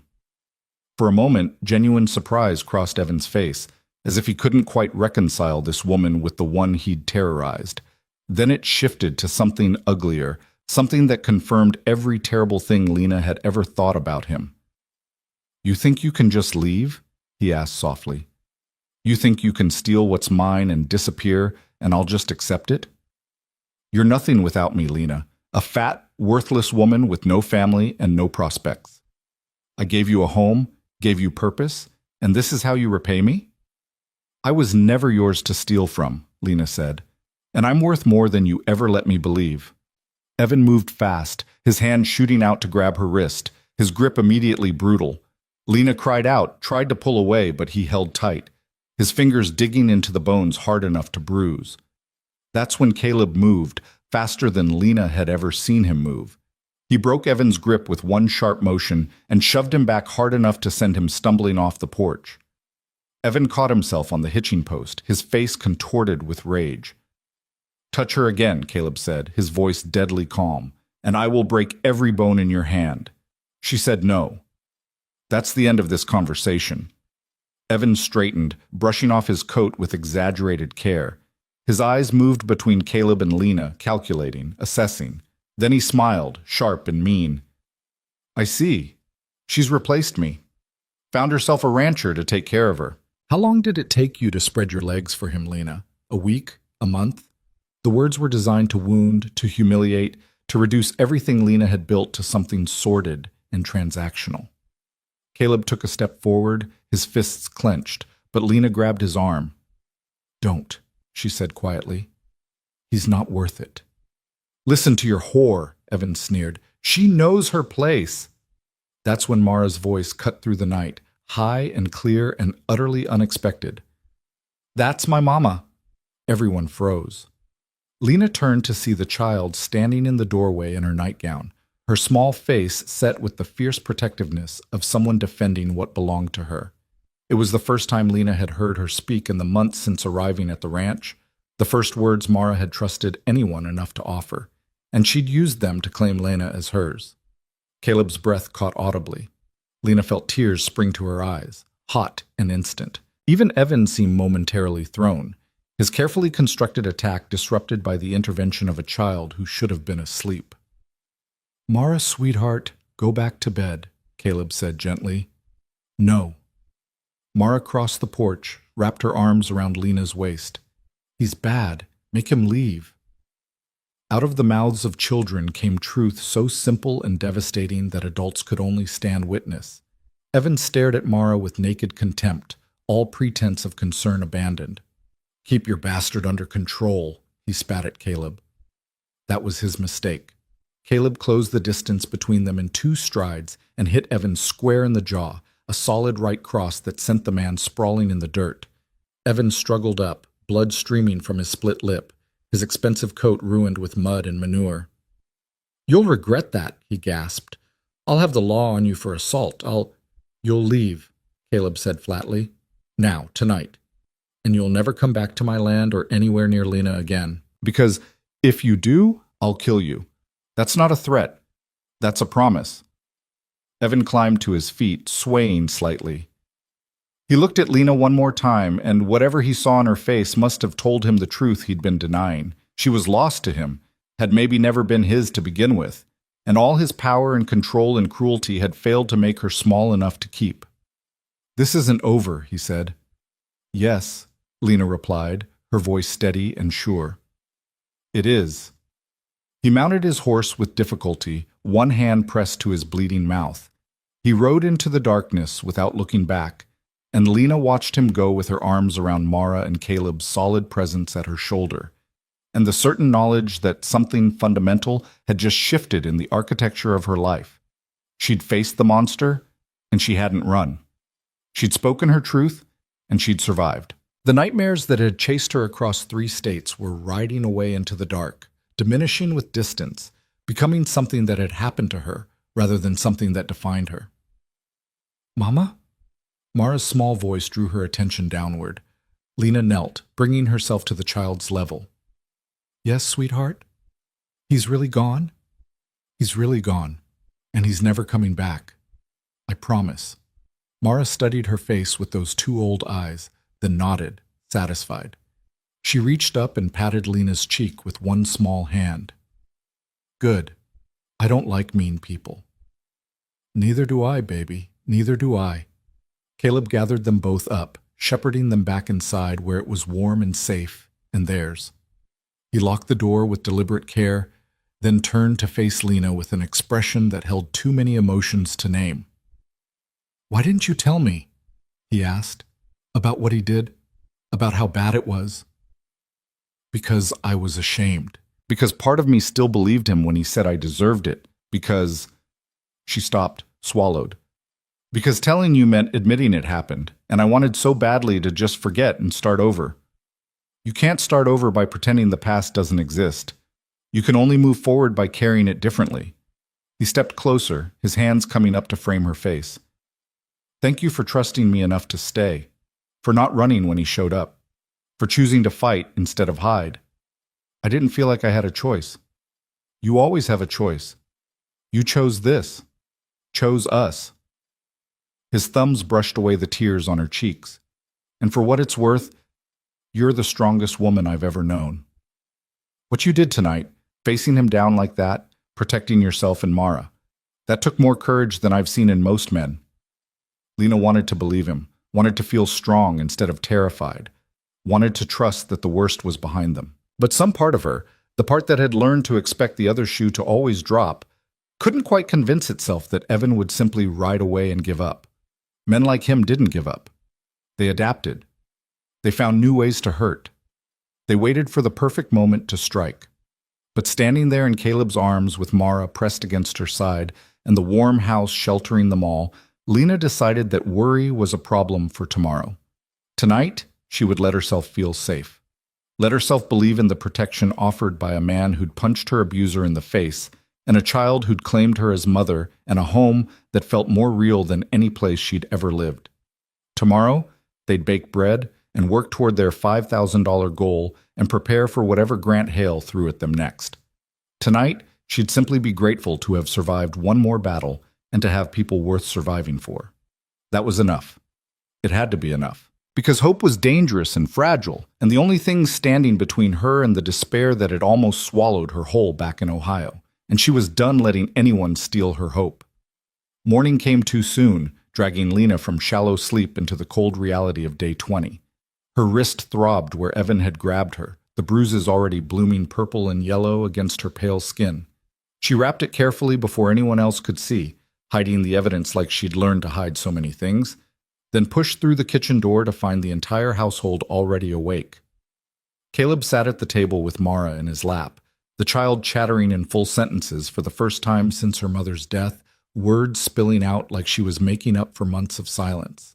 Sarah and Margaret had arrived early, their faces tight with the determination of women who'd heard about last night's confrontation and come ready to fight their own battles if needed. Even Dutch stood by the stove, his rifle propped in the corner with deliberate visibility. "We counted the money," Margaret announced without preamble. $4,873. We need 127 more. $127. So close it made Lena's chest ache. 10 days left and they needed less than what they usually made in 2 good delivery runs. It should have felt like victory, should have loosened the knot of fear that had lived in her stomach for weeks. Instead, Lena felt the weight of Evan's appearance settling over everything like ash. He wouldn't have ridden away without a plan. Men like him always had contingencies, always found ways to hurt when direct confrontation failed. "We can make it," Sarah said, reading Lena's expression. "2 more big runs, and we're clear." "If nothing goes wrong," Lena heard herself say, "then we make sure nothing goes wrong." Caleb stood, settling Mara on her feet. The child immediately went to Lena, wrapped her arms around Lena's legs with the casual possessiveness of someone who'd decided where she belonged. "I'm riding to town to file a formal complaint about last night with the territorial marshal. Get Rourke's presence on record, document the assault. If he comes back, we'll have legal standing to remove him." "He won't come back," Dutch said, but his hand rested on the rifle stock in a way that suggested he didn't quite believe his own words.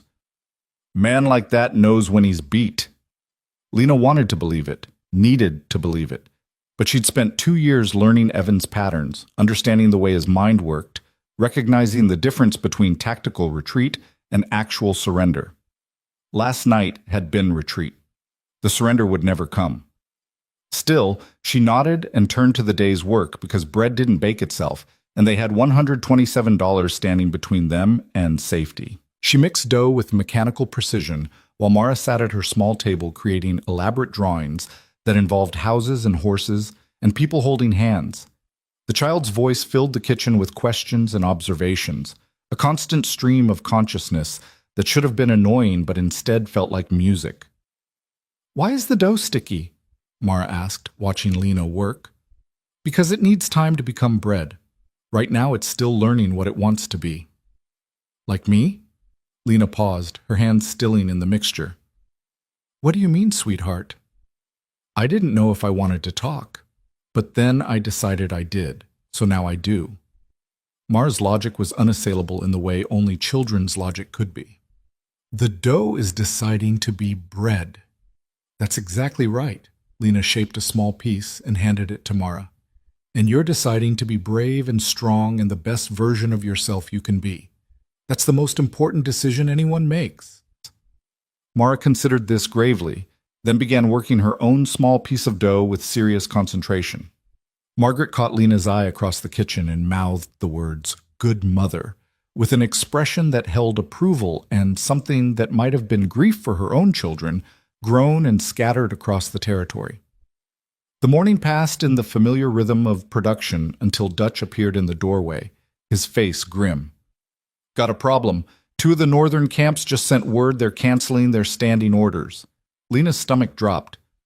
"Why?" "The bread was fine. The quality's not the issue.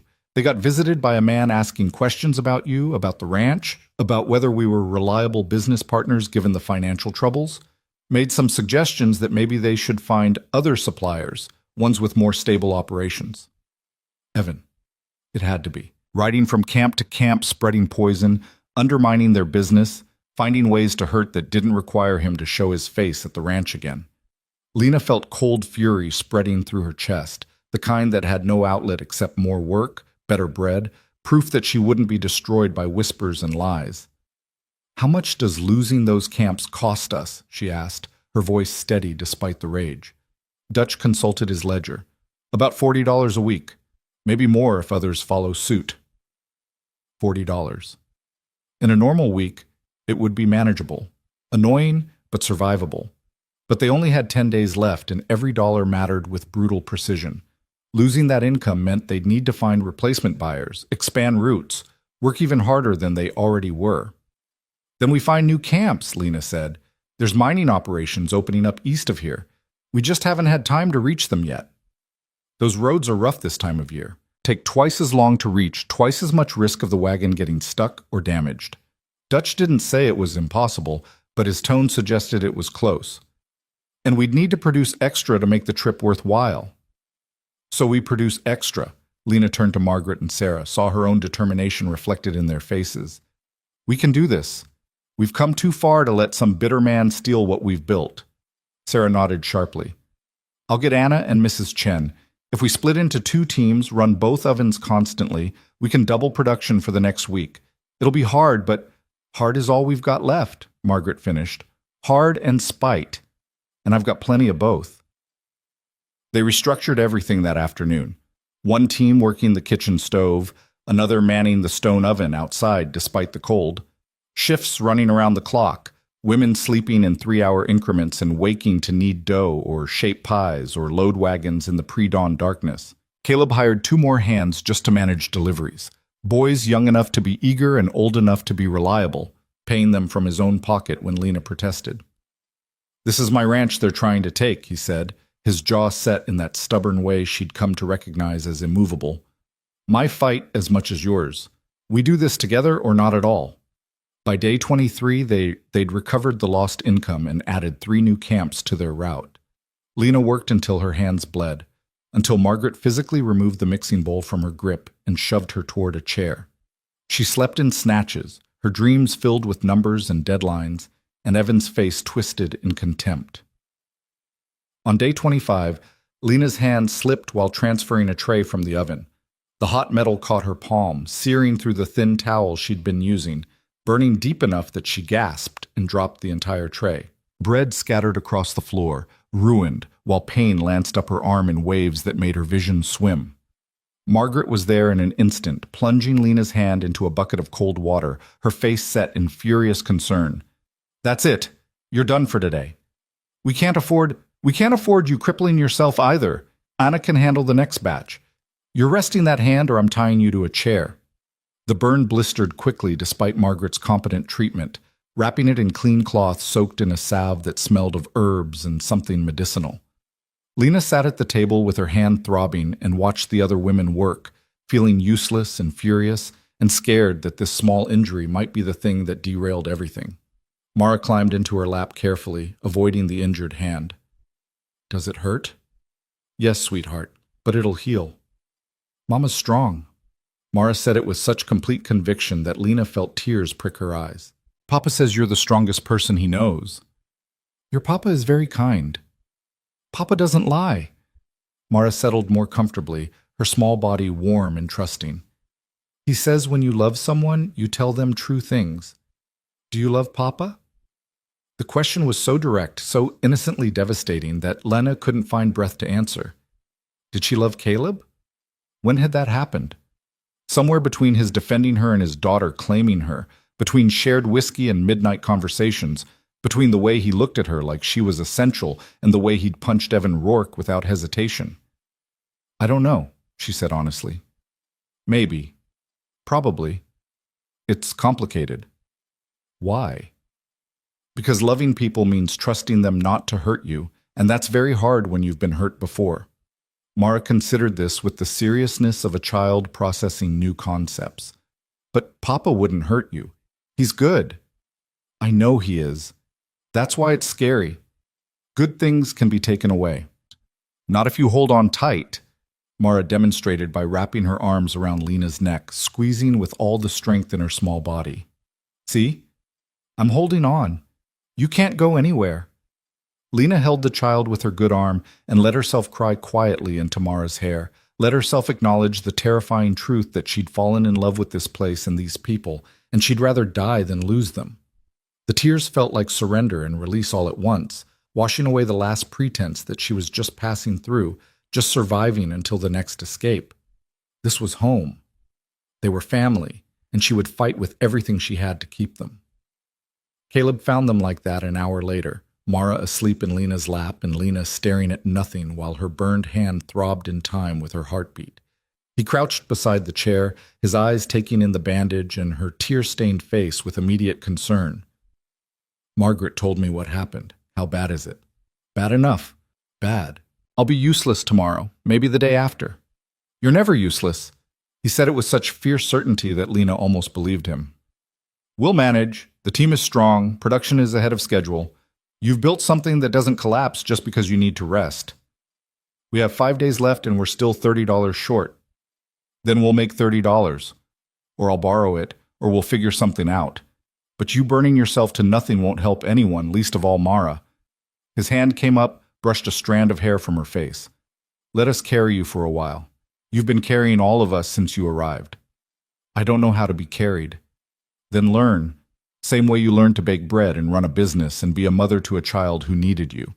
He stood, held out his hand. Come on, there's something I want to show you before Mara wakes up. Lena shifted the sleeping child carefully, passed her to Sarah, who appeared with the knowing timing of women who understood when to intervene, and let Caleb lead her outside into the late afternoon cold. They walked past the barn, past the stone oven still radiating heat, to a small rise that overlooked the ranch and the valley beyond. The view stole what little breath Lena had left. Mountains touched the horizon in every direction, their peaks white with snow that caught the fading light and turned it gold. The ranch spread below them, small and sturdy and determined, a human claim on wilderness that didn't care about human struggles or dreams or desperate plans. Martha and I used to come up here, Caleb said quietly. When things got hard or we needed to remember why we were doing this, she'd say that looking at all that space made our problems feel smaller, made the work feel worth it. Was she right? Sometimes. Sometimes it just made me feel small, and the problem still felt huge. He turned to face Lena fully, his expression open in a way she'd rarely seen. But right now, looking at this view with you, knowing what we've built together in the last few months, I think she was right. We're small. Our problems are small, but what we're fighting for, that's huge. That matters.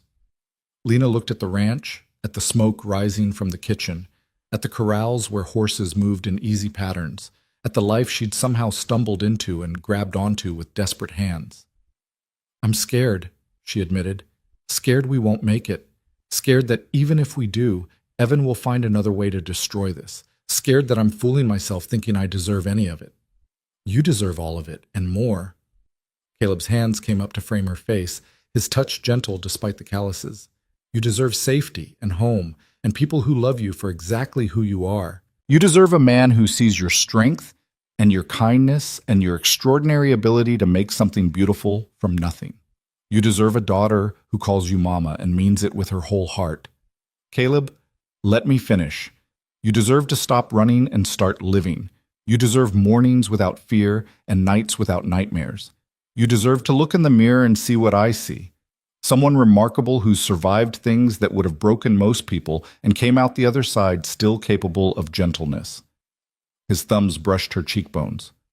And you deserve to know that I'm in love with you. Have been probably since you held Mara through that storm and looked at me like I was the one who needed saving. The words settled into Lena's chest like stones dropping into deep water, sending ripples through everything she thought she understood about herself and her place in the world. You can't love me. You barely know me.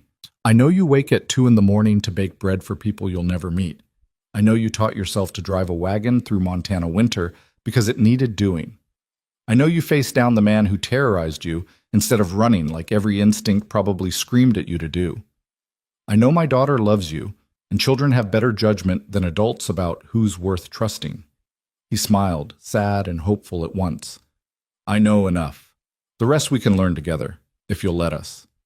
Lena wanted to say yes, wanted to fall into his arms and his promises, and the future he was offering like it was simple, like love could be simple when you'd been taught it was complicated and painful and conditional.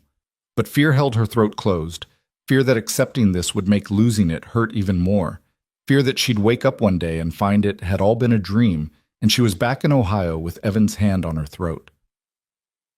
I don't know how, she whispered. How to what? How to believe this is real? How to trust it won't be taken away? How to be the person you think I am? Caleb pulled her close, wrapped his arms around her with a care for her injured hand, and held on like he was the one being saved instead of doing the saving. You just keep showing up, keep choosing us, Keep doing the next right thing even when you're scared. That's all any of us can do. They stood there as the sun set and the temperature dropped and the ranch lights began to flicker on one by one below them. Lena let herself lean into Caleb's warmth, let herself imagine a future where this was normal, where she woke up beside this man and raised his daughter and baked bread because she wanted to, rather than because survival demanded it. It felt possible. Terrifyingly, wonderfully possible. When they returned to the house, Margaret met them at the door with news that hit like a physical blow. Dutch just got back from town. There's word that Grant Hale is planning to file for seizure on day 30, whether you've got the full payment or not. Says the contract specifies payment in full by the deadline, not substantially complete or close enough. If you're even $1 short, he can claim default. The hope that had been building in Lena's chest shattered. They'd been so close, had fought so hard, and now the rules were changing with 3 days left to go. She looked at Caleb and saw her own devastation reflected in his face. "How much are we short?" he asked, his voice hollow. $28? We're $28 away from $5,000. $28. A pittance in the context of what they'd already raised. An impossible fortune in the time they had left. Lena's mind raced through options, discarding them as fast as they formed. They couldn't produce and sell enough in 3 days to make up the difference. Not with her hand injured and production already at maximum capacity. "I could sell Juno," Caleb said, referring to his best mare. "She'd bring 40, at least. Maybe 50. "No." Dutch's voice was sharp. "You sell that horse and you cripple the ranch's breeding program. Bad business all around." "Then what? We just accept defeat?" Caleb's frustration boiled over, rare and raw. "We've fought this hard to lose over $28. Maybe I can help with that." Everyone turned to find a stranger standing in the doorway, a woman in her 50s with iron-gray hair and sharp eyes behind wire-rimmed spectacles. She carried herself with the authority of someone accustomed to being listened to, her clothing expensive but practical, her leather satchel suggesting business rather than social calling. "Who are you?" Caleb demanded. "Constance Hartwell. I'm a lawyer from Helena. I've been retained to deliver this." She pulled a sealed envelope from her satchel and held it out to Lena. "You're Lena Jameson, formerly of Ohio?" Lena's blood went cold. "I'm Lena Hart. Your legal name remains Jameson until you file otherwise. This is from your uncle's estate." Ms. Hartwell's expression remained neutral, professional. "He died 3 weeks ago. Liver failure, from what I understand. You're named as his sole heir." The room spun. Lena gripped the table to stay upright, her burned hand screaming protest. Her uncle was dead. The man who'd sold her to Evan Rourke for the price of his gambling debts, who'd taken in an orphaned niece and treated her like unpaid labor, who'd signed away her inheritance to clear his own mistakes. Dead. She felt nothing. No grief, no relief, just a strange numbness that suggested her capacity for emotion had reached its limit somewhere between burning her hand and being told she was $28 from losing everything. "What does his estate have to do with me?" she asked carefully. "Everything. Your parents left you a considerable inheritance, held in trust until your 25th birthday. Your uncle was trustee, but he couldn't access the principal, only manage the interest. When he died, the trust lawyers did a full audit and discovered he'd been embezzling for years. They've recovered what they could, settled his debts, and the remainder passes to you." Ms. Hartwell pulled out papers, spread them on the table with methodical precision. "The total amount after legal fees and estate settlement comes to $22,416. The silence that followed was absolute. Lena stared at the numbers on the paper, her mind refusing to process what they meant. $22,000. More money than she'd ever imagined having, inherited from parents she barely remembered, stolen by an uncle she'd trusted and then escaped, now returned like some cosmic joke about timing and justice. "That's," Caleb's voice came from very far away. "That's more than enough." "Considerably more, Ms." Hartwell's tone suggested she'd delivered this kind of news before and found the reactions endlessly fascinating. "Miss Jameson, you're a wealthy woman. The funds are yours to use as you see fit, no restrictions. I'll need your signature on several documents to transfer everything to your name and establish banking access, But legally speaking, you're now independently wealthy. Independently wealthy. The words felt foreign, impossible. Lena looked around the kitchen at the faces watching her.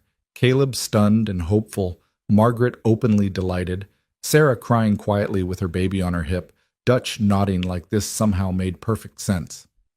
"I need to sit down," Lena said faintly. She sat. Miss Hartwell produced more papers, explained inheritance law and trust instruments and banking procedures with the brisk efficiency of someone who did this for a living. Lena signed where indicated, her burned hand making the signatures awkward and painful, each one feeling like sealing some new fate she didn't quite understand. When the lawyer finally left an hour later with promises to return with bank drafts and access documents, Lena looked at Caleb with something between laughter and tears threatening to overwhelm her completely. "We can pay Hale," she said. "You can pay Hale," Caleb corrected. "That's your money, Lena. Your inheritance. I can't ask you to. You're not asking. I'm offering. The same way I offered to help with the bakery, the same way I offered to stay when Evan showed up. This ranch is my home. You and Mara are my family, and I'm investing in my future, not yours." She stood, moved to where he sat watching her with those careful eyes. "Besides, you once told me you protect what's yours. Well, this is mine now, all of it. The ranch, the business, the family we're building, and I'm protecting it the only way I know how. With $22,000? A smile tugged at Caleb's mouth despite the gravity of the moment. With whatever it takes. Lena knelt so they were eye to eye, her good hand covering his. "I'm done running, Caleb. Done hiding. Done letting fear make my decisions. If I'm staying, and I am staying, then I'm all in. The money, the work, the love, everything. You said I should let you carry me sometimes. Well, let me carry us sometimes too. Let me be a partner in this, not just someone you're protecting." Caleb pulled her up and into his lap, mindful of her injured hand, and kissed her with a thoroughness that made Margaret clear her throat loudly and mutter something about propriety. When he finally pulled back, his eyes were bright with emotions Lena was just beginning to name. "Marry me," he said. "What?" "Marry me. Not because of the money or the ranch or because it makes practical sense. Marry me because I love you and Mara loves you and I want to spend the rest of my life watching you turn flower into miracles and make this place feel like home instead of just a house where we sleep." Lena opened her mouth, closed it, tried to find words for the enormity of what he was asking and what she wanted to answer. Yes screamed in her heart, but fear still held her tongue. Fear that this was too fast, too soon, too good to be real. "Ask me again," she said finally, "after we've beaten Hale. After we've proved we can survive this. After I've had time to believe I deserve it. You deserve it now. Then after I've had time to believe you believe I deserve it." She smiled, sad and hopeful at once. "I want to say yes, Caleb. I want that more than I've wanted anything. But let me say it when I'm not terrified and exhausted and still healing from burns and confrontations. Let me say it when I can mean it with my whole heart, instead of just the parts that aren't currently screaming in panic." He nodded slowly, understanding crossing his face. "Then I'll ask again, and I'll keep asking until you're ready to say yes." "But Lena, I already know your answer. I can see it in how you look at Mara, how you've fought for this place, how you're sitting here arguing with me about investment strategies when 3 hours ago you thought we were going to lose everything. You're already mine, and I'm already yours. The ceremony is just paperwork." "Important paperwork," Margaret interjected. "Makes the legal rights cleaner, especially with children involved." "Not helping," Caleb said without looking away from Lena. "Actually helping tremendously. This girl needs to know the practical reasons along with the romantic ones. Love's wonderful, but it doesn't protect assets or ensure guardianship." Margaret crossed her arms, all business. "You marry him, Lena. Soon. Before that Rourke character comes back with lawyers of his own. Or before Hale finds some other way to cause trouble. You two make it legal and make it clear this ranch has 2 owners, 2 protectors, 2 people willing to fight for it." Lena looked between them. These people who'd become her family, who fought for her and challenged her and refused to let her hide in fear any longer. Then she looked at Caleb and saw her future written in his patient eyes. "Ask me again on day 31, she said. "After we've paid Hale and saved the ranch and proved we can weather the worst together. Ask me then, and I promise you'll get the answer you want. Day 31, Caleb agreed. I'll be counting the hours. They paid Grant Hale on the morning of day 30 with a bank draft for exactly $5,000, presented by Ms. Hartwell with such legal precision that Hale couldn't find grounds to object. He accepted the payment with barely concealed fury, his plans for seizing the ranch dissolving in the face of money he'd never expected them to produce. "This isn't over," he said, echoing Evan's parting words with such similarity that Lena wanted to laugh at how predictable threatened men became. "Yes," Caleb replied, his arms solid around Lena's waist. "It is. You've been paid in full, witnessed and documented. Your claim is satisfied. Now get off my land and don't come back." Hale left with impotent rage coloring his face, and the ranch hands erupted in celebration that lasted well into the night. But Lena felt only exhaustion and relief, the adrenaline that had carried her through 30 days of impossible work finally draining away. She slept for 16 hours straight and woke on day 31 to find Caleb sitting beside her bed with Mara in his lap and a question in his eyes that needed no words to be understood. "Yes," Lena said before he could ask. "Yes to all of it. Yes to you and Mara and this life. Yes to staying and building and trusting that good things can last. Just yes." Caleb's smile was like sunrise breaking over the mountains, brilliant and inevitable. Mara squealed with delight and launched herself onto the bed, wrapping around Lena like she'd never let go. And for the first time in longer than she could remember, Lena believed in forever. They married on a Saturday morning in December when the world was white with fresh snow and the sky was so blue it hurt to look at directly. The ceremony took place in the ranch house parlor with the territorial judge officiating, Margaret and Dutch standing as witnesses, and Mara between them wearing a new dress that Sarah had sewn from fabric Lena had ordered from the mercantile with money that still felt impossibly strange to spend. Lena wore a simple cream-colored dress that Mrs. Chen had altered to fit her changed body, the fabric falling in clean lines that felt honest instead of apologetic. No corset crushing her ribs, no layers designed to hide what she'd been taught to be ashamed of, just cloth that acknowledged her shape and moved on to more important considerations. Her hair was pinned up loosely, and she'd refused Margaret's offer of rouge or powder because Caleb had seen her covered in flour dust and exhausted to her bones and decided he wanted forever anyway. When the judge asked if she took Caleb right to be her lawfully wedded husband, Lena said, "I do," with a steadiness that surprised her, the words carrying none of the hesitation that had plagued every other major decision in her life. This felt right in ways she couldn't articulate, cellular and certain, like her body had known before her mind caught up that this man and this child and this place were where she was meant to land. Caleb's kiss was gentle and thorough, his hands framing her face like she was something precious instead of something he'd won. When they broke apart, Mara was already wrapping around both their legs, demanding to be included, and the judge was smiling with the particular warmth of someone who'd seen too many marriages of convenience and recognized genuine affection when it showed up. The celebration that followed was modest by normal standards, but felt extravagant to Lena. A meal prepared by the whole household, bread and pies from the bakery that had saved them, whiskey passed around in generous pours, and laughter that filled the house with warmth more effective than any fire. The ranch hands came in shifts, offering congratulations with genuine happiness that made Lena's throat tight.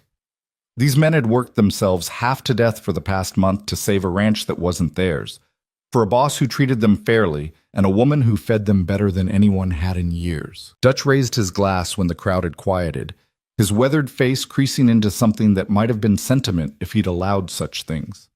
"To the Wright family," he said, his voice carrying despite its roughness. "May your bread always rise, your cattle stay healthy, and your love prove as stubborn as you both are." "Hear, hear." The response came from a dozen throats, followed by drinking and more laughter, and Mara demanding to know why everyone kept saying nice things when she wanted cake. As evening settled and the guests gradually dispersed to bunkhouse and homes, Lena found herself alone with Caleb in the kitchen while Mara slept upstairs, worn out from excitement and sugar. He stood behind her at the window, his arms wrapped around her waist, his chin resting on her shoulder as they watched snow begin to fall in earnest.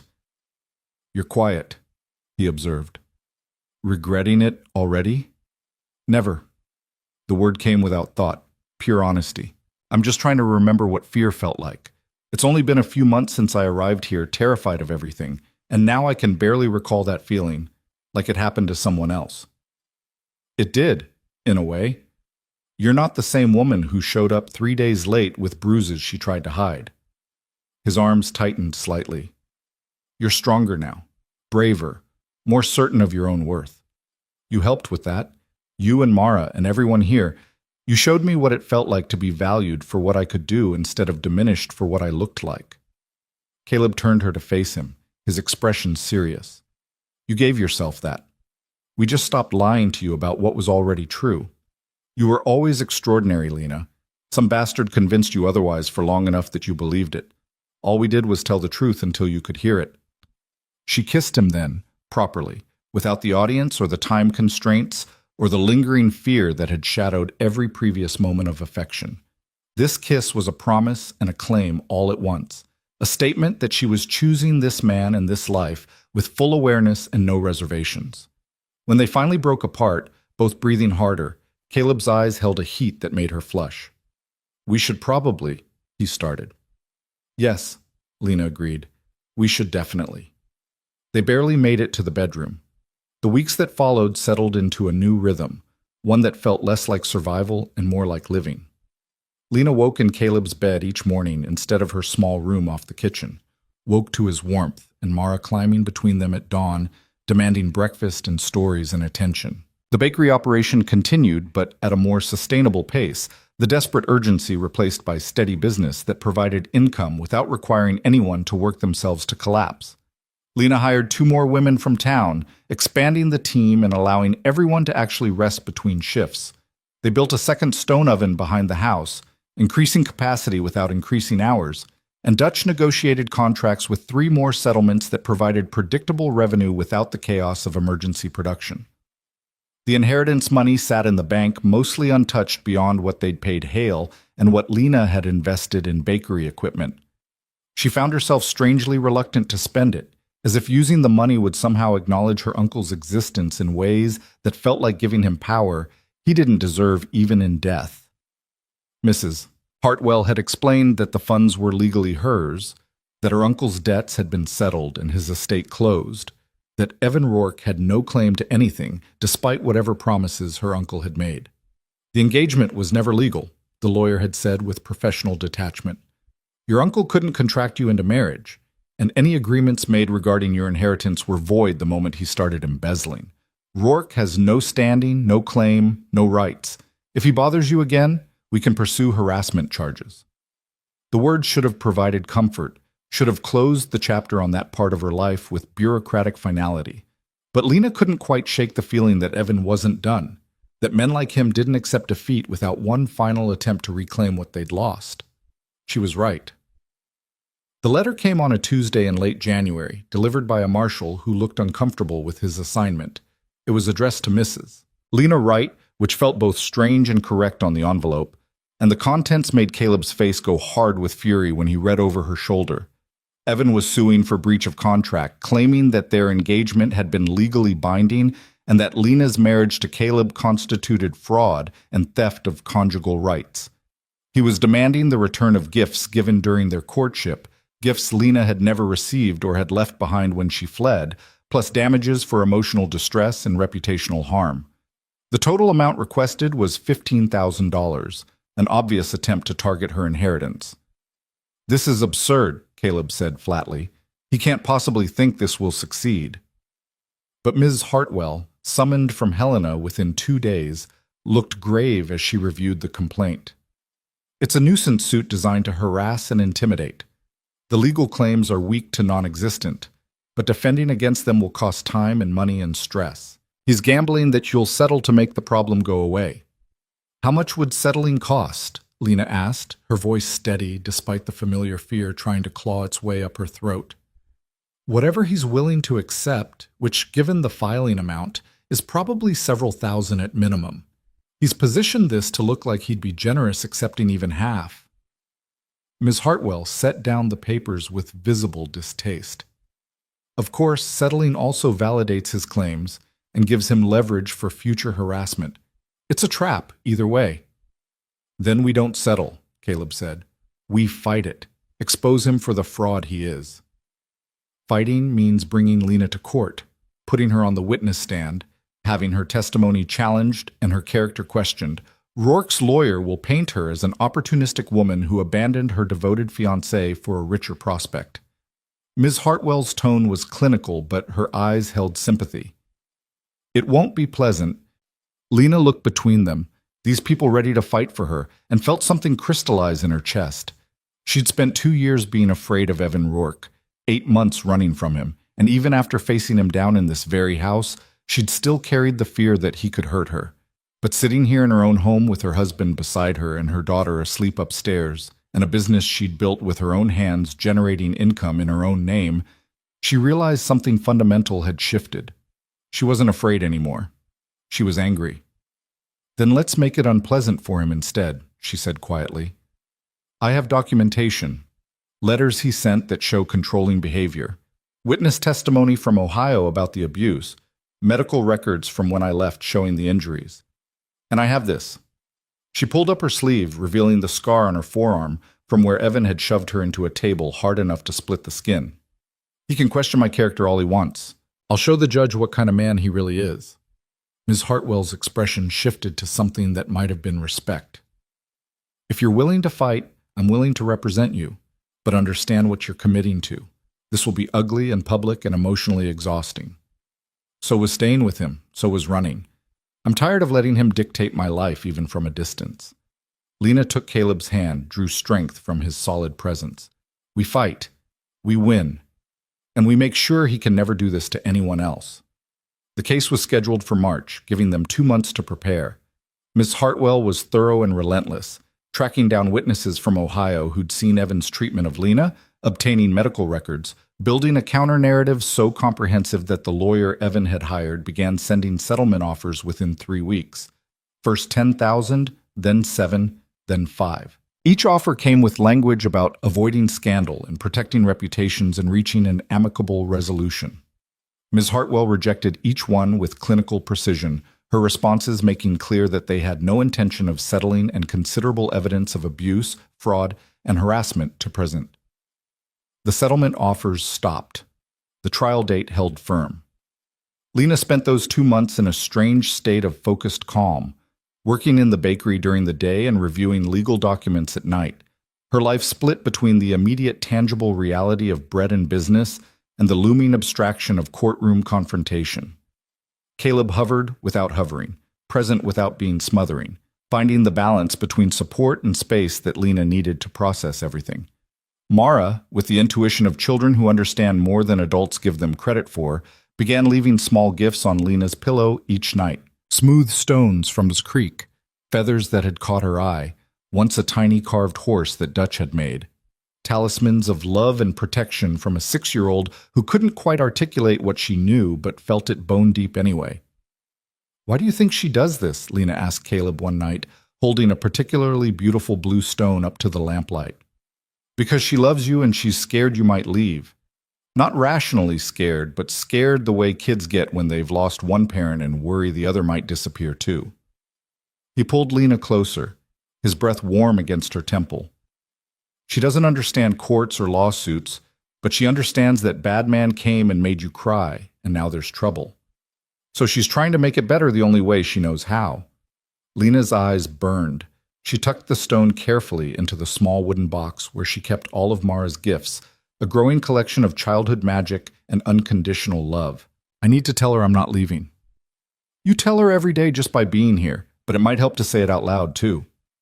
The conversation the next morning was harder than Lena expected, trying to explain adult concepts of legal action and justice to a child who'd experienced adult concepts of loss and fear without the vocabulary to name them. They sat together at Mara's small table in the kitchen, while bread rose in the background, and Lena chose her words with the care she usually reserved for measuring ingredients. Remember the bad man who came here and tried to make me go with him? Mara nodded, her small face serious. He's telling lies about me to a judge, saying I did bad things when I didn't. So I have to go tell the judge the truth. It might take a few days, and it might be scary sometimes, but I promise you I'm coming home. I'm always coming home to you and Papa. Nothing and nobody can change that." What if the judge believes the bad man? Mara's voice was small, the question devastating in its simplicity. "Then we'll deal with it together." But Mara, here's what I need you to understand. I'm not running anymore. I'm not hiding. I'm standing up and fighting because this is my home, and you're my daughter, and I'm not letting anyone take that away from me. Lena cupped the child's face gently. You made me brave enough to stop being scared, you and Papa, and now I'm going to show that bad man that he can't hurt me anymore. Mara processed this with the gravity of someone twice her age, then nodded once, decisively. Okay, but if he tries to hurt you, Papa will punch him again, and I'll kick him in the shins. Despite everything, Lena laughed. Let's hope it doesn't come to that. But if it does, I'm ready. Mara demonstrated a kick that had probably been taught by one of the ranch hands and lacked any actual martial effectiveness, but held impressive determination. Nobody hurts my mama. The words settled into Lena's chest alongside all the other declarations of love and belonging she'd collected in the past months, building a foundation strong enough to face what was coming. The trial began on a Monday morning in March when the world was caught between winter and spring, patches of snow still clinging to shadows while new grass pushed through the mud.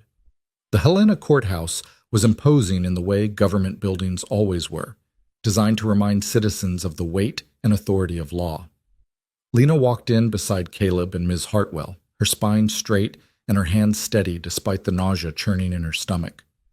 Evan sat at the plaintiff's table with his lawyer, a sharp-faced man named Morrison, who looked like he specialized in exactly this kind of predatory litigation.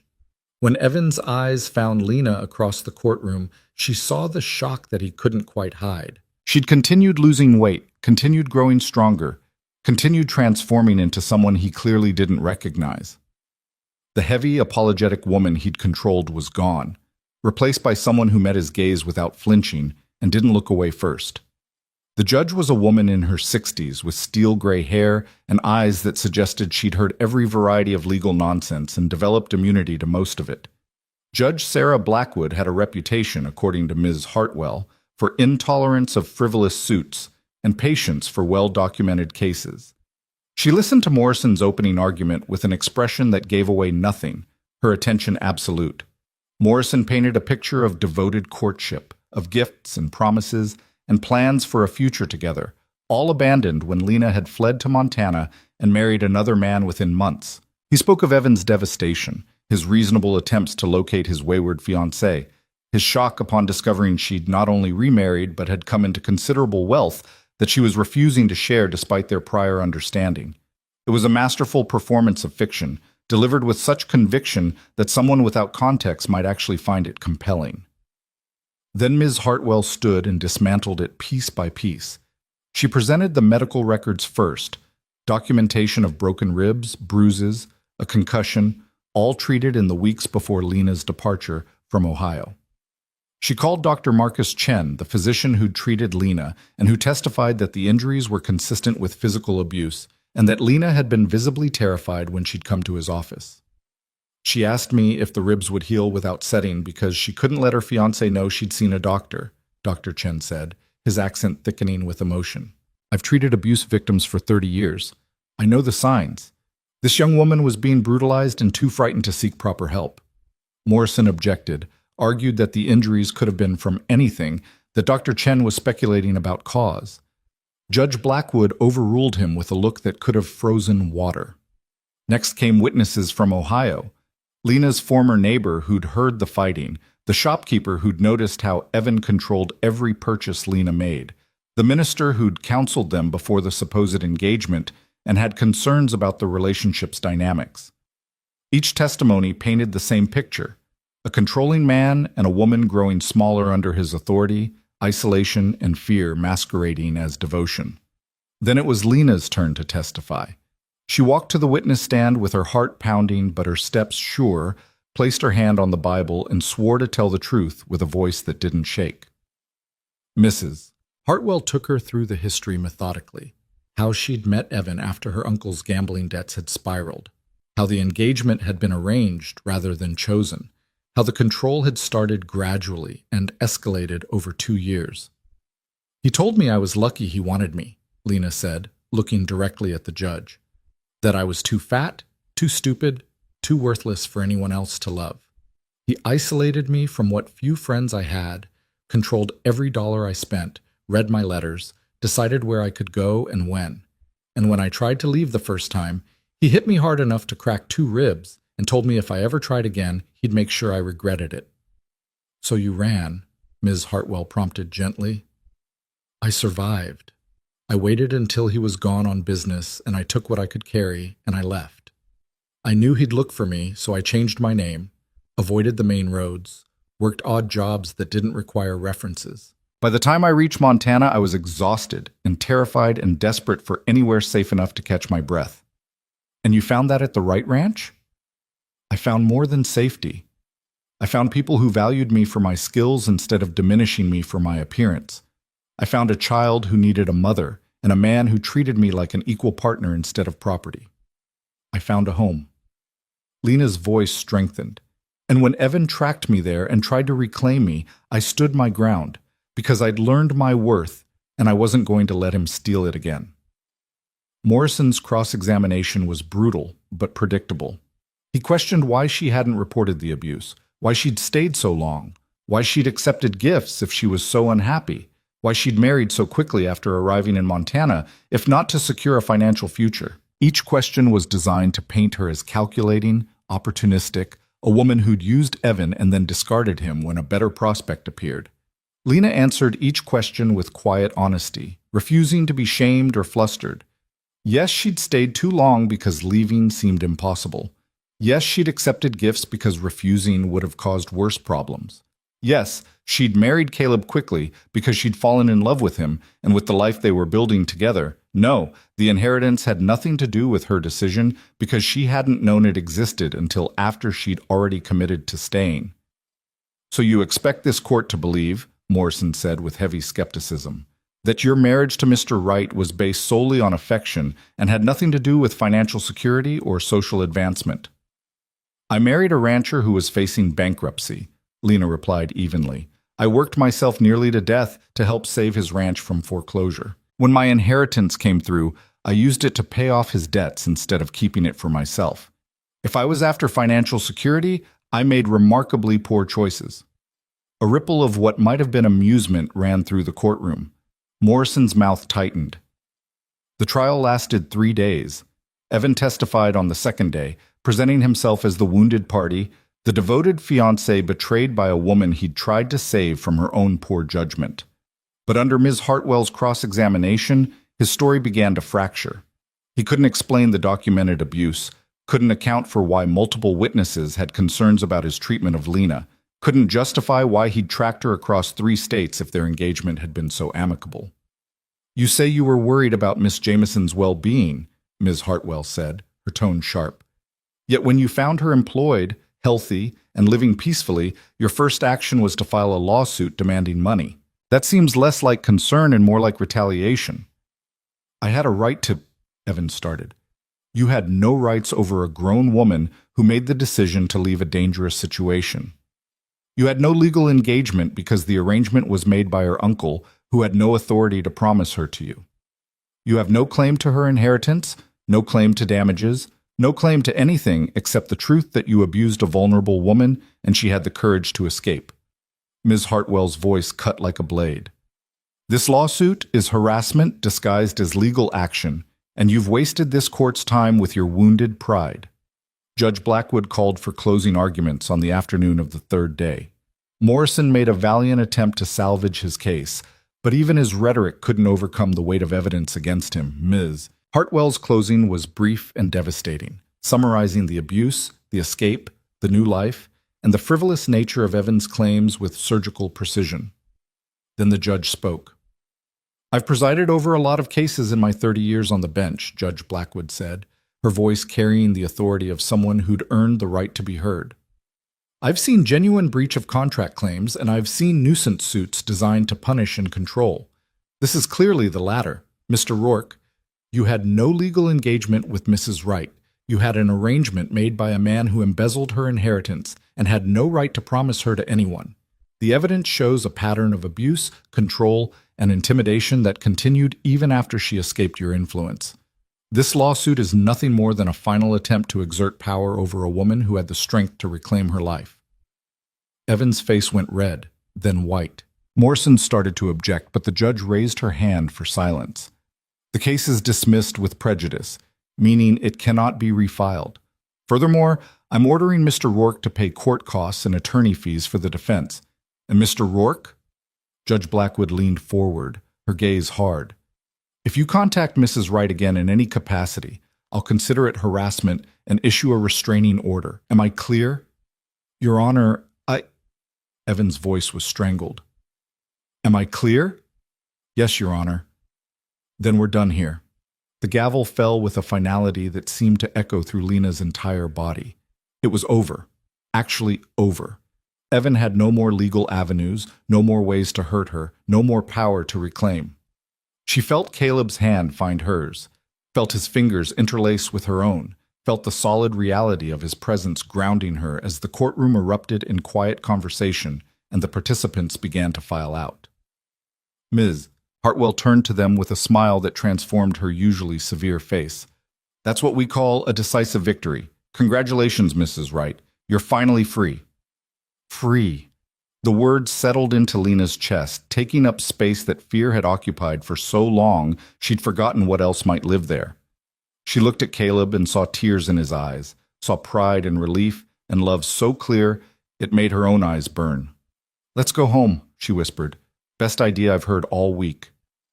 They left the courthouse and Helena behind, traveling back to the ranch through spring landscape that seemed impossibly green after the long Montana winter. Mara met them at the door, launching herself into Lena's arms with enough force to nearly knock them both over, her questions tumbling out faster than anyone could answer. Did you win? Is the bad man gone? Are you staying forever? Yes, yes, and yes, Lena said, holding the child tight. No more bad man, no more running, no more fear. Just us and the ranch and bread and whatever comes next. Can we have cake to celebrate? Caleb laughed, the sound rich and warm. I think cake is definitely called for. Maybe 2 cakes. Maybe 3. They celebrated that night with the whole household, with ranch hands and bakery workers and neighbors from nearby ranches who'd somehow heard the news and shown up with bottles of whiskey and congratulations. Dutch played fiddle, badly but enthusiastically, while Sarah and Margaret sang songs that were probably inappropriate for children, but made Mara giggle anyway. Someone started dancing, and soon the parlor was full of movement and music and the particular joy that comes from surviving something hard together. Lena watched it all from the kitchen doorway, her hand resting on the gentle swell of her belly that had appeared in the past few weeks. She hadn't told anyone yet, wasn't quite ready to make the pregnancy real by speaking it aloud. But she knew. Her body knew. The new life growing inside her was both miracle and terror, a promise that the future would be different from the past, that she could be the mother she'd never had, and give this child the home she'd spent 26 years searching for. You're pregnant, Caleb said quietly, appearing beside her with uncanny timing. Lena startled. How did you... You stopped drinking coffee 3 weeks ago. You've been nauseous in the mornings, and you have this look when you think no one's watching, like you're holding a secret that's too big and too precious to share yet. He turned her to face him, his hands gentle on her shoulders. How long have you known? 2 weeks? Maybe 3. I wanted to be sure before I said anything, wanted to wait until after the trial in case... She trailed off, unable to articulate the fear that Evan might have won, might have taken everything, might have stolen this future before it even began. In case we lost, Caleb finished for her. But we didn't lose. We won. And now we have this. His hand covered hers on her belly, his palm warm through the fabric of her dress. Another chance, another beginning, another right to fill this house with noise and chaos and love. Are you happy? Lena asked, needing to hear it said. I'm terrified and thrilled, and so happy I can barely process it. We're going to have a baby, Lena. Our baby. Mara's going to have a sibling. This ranch is going to have another generation. He kissed her forehead, her cheeks, her mouth with reverent gentleness. "You've given me everything I didn't know I was allowed to want. How could I be anything but happy?" They stood there while the celebration continued around them, holding each other and the promise of what was coming. And Lena let herself believe in the impossible made real. She'd arrived at this ranch 8 months ago, expecting nothing but temporary shelter and wages enough to keep running. Instead, she'd found a home, a family, a business, and now a future that extended beyond survival into something that looked like actual happiness. The bakery business continued to grow through spring and into summer. They opened a small storefront in Helena with Lena's inheritance money, hired a manager to run it, and began shipping bread and pies to mining camps as far as Idaho. The Wright Ranch Bakery became known throughout the territory for quality that justified premium prices, and the steady income meant they could finally breathe without counting every dollar. Caleb expanded the cattle operation, bought breeding stock that would improve the herd, and began planning for the future with the confidence of a man who knew his land was secure. Dutch stayed on as foreman, though he spent increasing amounts of time teaching the younger hands and complaining about his joints in the morning cold. Margaret and Sarah became full partners in the bakery operation, their experience and skill essential to maintaining quality as the business scaled. Mara thrived in ways that seemed miraculous to anyone who'd known her during the silent months after her mother's death. She chattered constantly, asked endless questions, helped in the bakery with the seriousness of someone who understood that work was how families took care of each other. When Lena's pregnancy became obvious, Mara appointed herself guardian of her future sibling, announcing to anyone who would listen that she was going to teach the baby everything important and protect them from anything scary. "Everything important like what?" Caleb asked one evening as they sat on the porch, watching sunset paint the mountains gold and purple. "How to catch frogs," Mara said seriously, "and where the best rocks are. And that Mama makes the best bread in the whole world, and Papa gives the best hugs. Important stuff. Important." Lena laughed until tears ran down her face, her hands cradling her belly where the baby kicked with increasing frequency. 7 months pregnant now, and she still couldn't quite believe this was real, that she was allowed to have this, that happiness didn't require permission from anyone except herself. The baby came on a September morning when the air smelled of harvest and changing seasons, arriving with the same determination that seemed to run in the Wright family. Labor was hard and long and terrifying in ways that Lena hadn't anticipated despite all of Margaret's warnings and Sarah's advice. But Caleb stayed with her through it all, held her hand and let her crush his fingers, and told her she was strong enough to do this even when she was certain she wasn't. Dr. Chen attended the birth, traveling from Helena at Caleb's urgent summons, and his presence made all the difference. When the baby finally emerged squalling and red-faced and furious at being forced into the cold world, Lena heard the sound and felt something in her chest crack open with an emotion too big to name. "A boy," Dr. Chen announced, laying the baby on Lena's chest. "Healthy and loud. Congratulations." Lena looked down at her son, and saw Caleb's eyes and her own stubborn chin and a future written in every wrinkle and fold of new skin. Caleb stood beside the bed with tears streaming down his face, one hand on Lena's shoulder and the other gently touching the baby's head with wondering reverence. "He's perfect," Caleb whispered.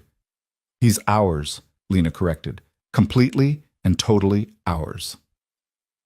They named him Thomas after Lena's father, the one good memory she had from before her parents died and her life had spiraled into survival. Mara was allowed in to meet her brother that afternoon, approaching with uncharacteristic caution before declaring him wrinkly but acceptable, and demanding to know when he'd be old enough to play. The weeks that followed were exhausting and beautiful in equal measure. Lena learned to navigate motherhood with the same determination she'd brought to baking and business, figuring out feeding schedules and sleep deprivation, and the particular terror of being responsible for something so small and vulnerable. Caleb proved surprisingly competent with diapers and midnight soothing, and Mara took her role as big sister with deadly seriousness that included singing lullabies she made up on the spot and threatening to fight anyone who made Thomas cry. By the time Thomas was 3 months old, winter had settled over Montana with its usual intensity, and Lena found herself standing in almost the exact spot where she'd first arrived at the ranch a year ago. But everything was different now. The carpet bag was unpacked and stored in the attic. The fear that had defined her for so long had been replaced by the normal anxieties of running a business and raising children. The woman who'd shown up late and ashamed had transformed into someone who owned her space and her life and her future with both hands. "What are you thinking about?" Caleb asked, appearing beside her with Thomas bundled against his chest and Mara dancing through snowdrifts nearby. "How far I've traveled to get here. Not just the miles from Ohio, but the distance between who I was and who I've become." Lena leaned into him, careful not to jostle the baby. "A year ago, I thought survival was the best I could hope for. Now I have a family, a home, a business, and more happiness than I knew existed. It feels impossible." "It's real, though, every bit of it." Caleb kissed her temple. "You made it real by refusing to give up, by choosing to stay and fight and build something instead of just running forever. This life didn't happen to you, Lena. You created it." "We created it," she corrected. "You, me, Mara, everyone on this ranch who fought for it. This isn't just my miracle. It belongs to all of us." Mara ran up then, covered in snow and laughing, demanding that they all go inside because she was freezing and wanted hot chocolate and cookies. They trudged back to the house together, a family bound by choice and love, and the particular strength that comes from surviving hard things together. Inside, the kitchen smelled of bread rising and coffee brewing and the indefinable scent of home. Margaret was already there preparing dinner, Mrs. Chen was reviewing next week's delivery schedule, and Sarah was nursing her newest baby while Anna mixed dough with the efficient motions of someone who'd done this 1,000 times. This was Lena's kingdom now. Not granted or inherited or stolen, but built with her own hands from flour and courage and the stubborn refusal to believe that she deserved less than everything. The bread would rise tomorrow and the day after and all the days beyond, each loaf a small act of creation and defiance. Proof that broken things could be made whole and that running toward something was always better than running away. She looked around at the people who'd become her family, at the child on her hip and the man beside her and the baby sleeping against his father's chest, and felt something settle deep in her bones that had been restless for 26 years. Peace, belonging, home. Not because she'd found a place that wanted her, but because she'd created a place where she belonged and filled it with people who chose her as fiercely as she chose them. The obese baker who'd arrived at the edge of nowhere had discovered something more valuable than any inheritance, more lasting than any legal victory. She'd discovered that worth wasn't given or taken away. It was claimed, one small brave choice at a time, until the woman in the mirror became someone she recognized and respected and loved. And that was the greatest miracle of all.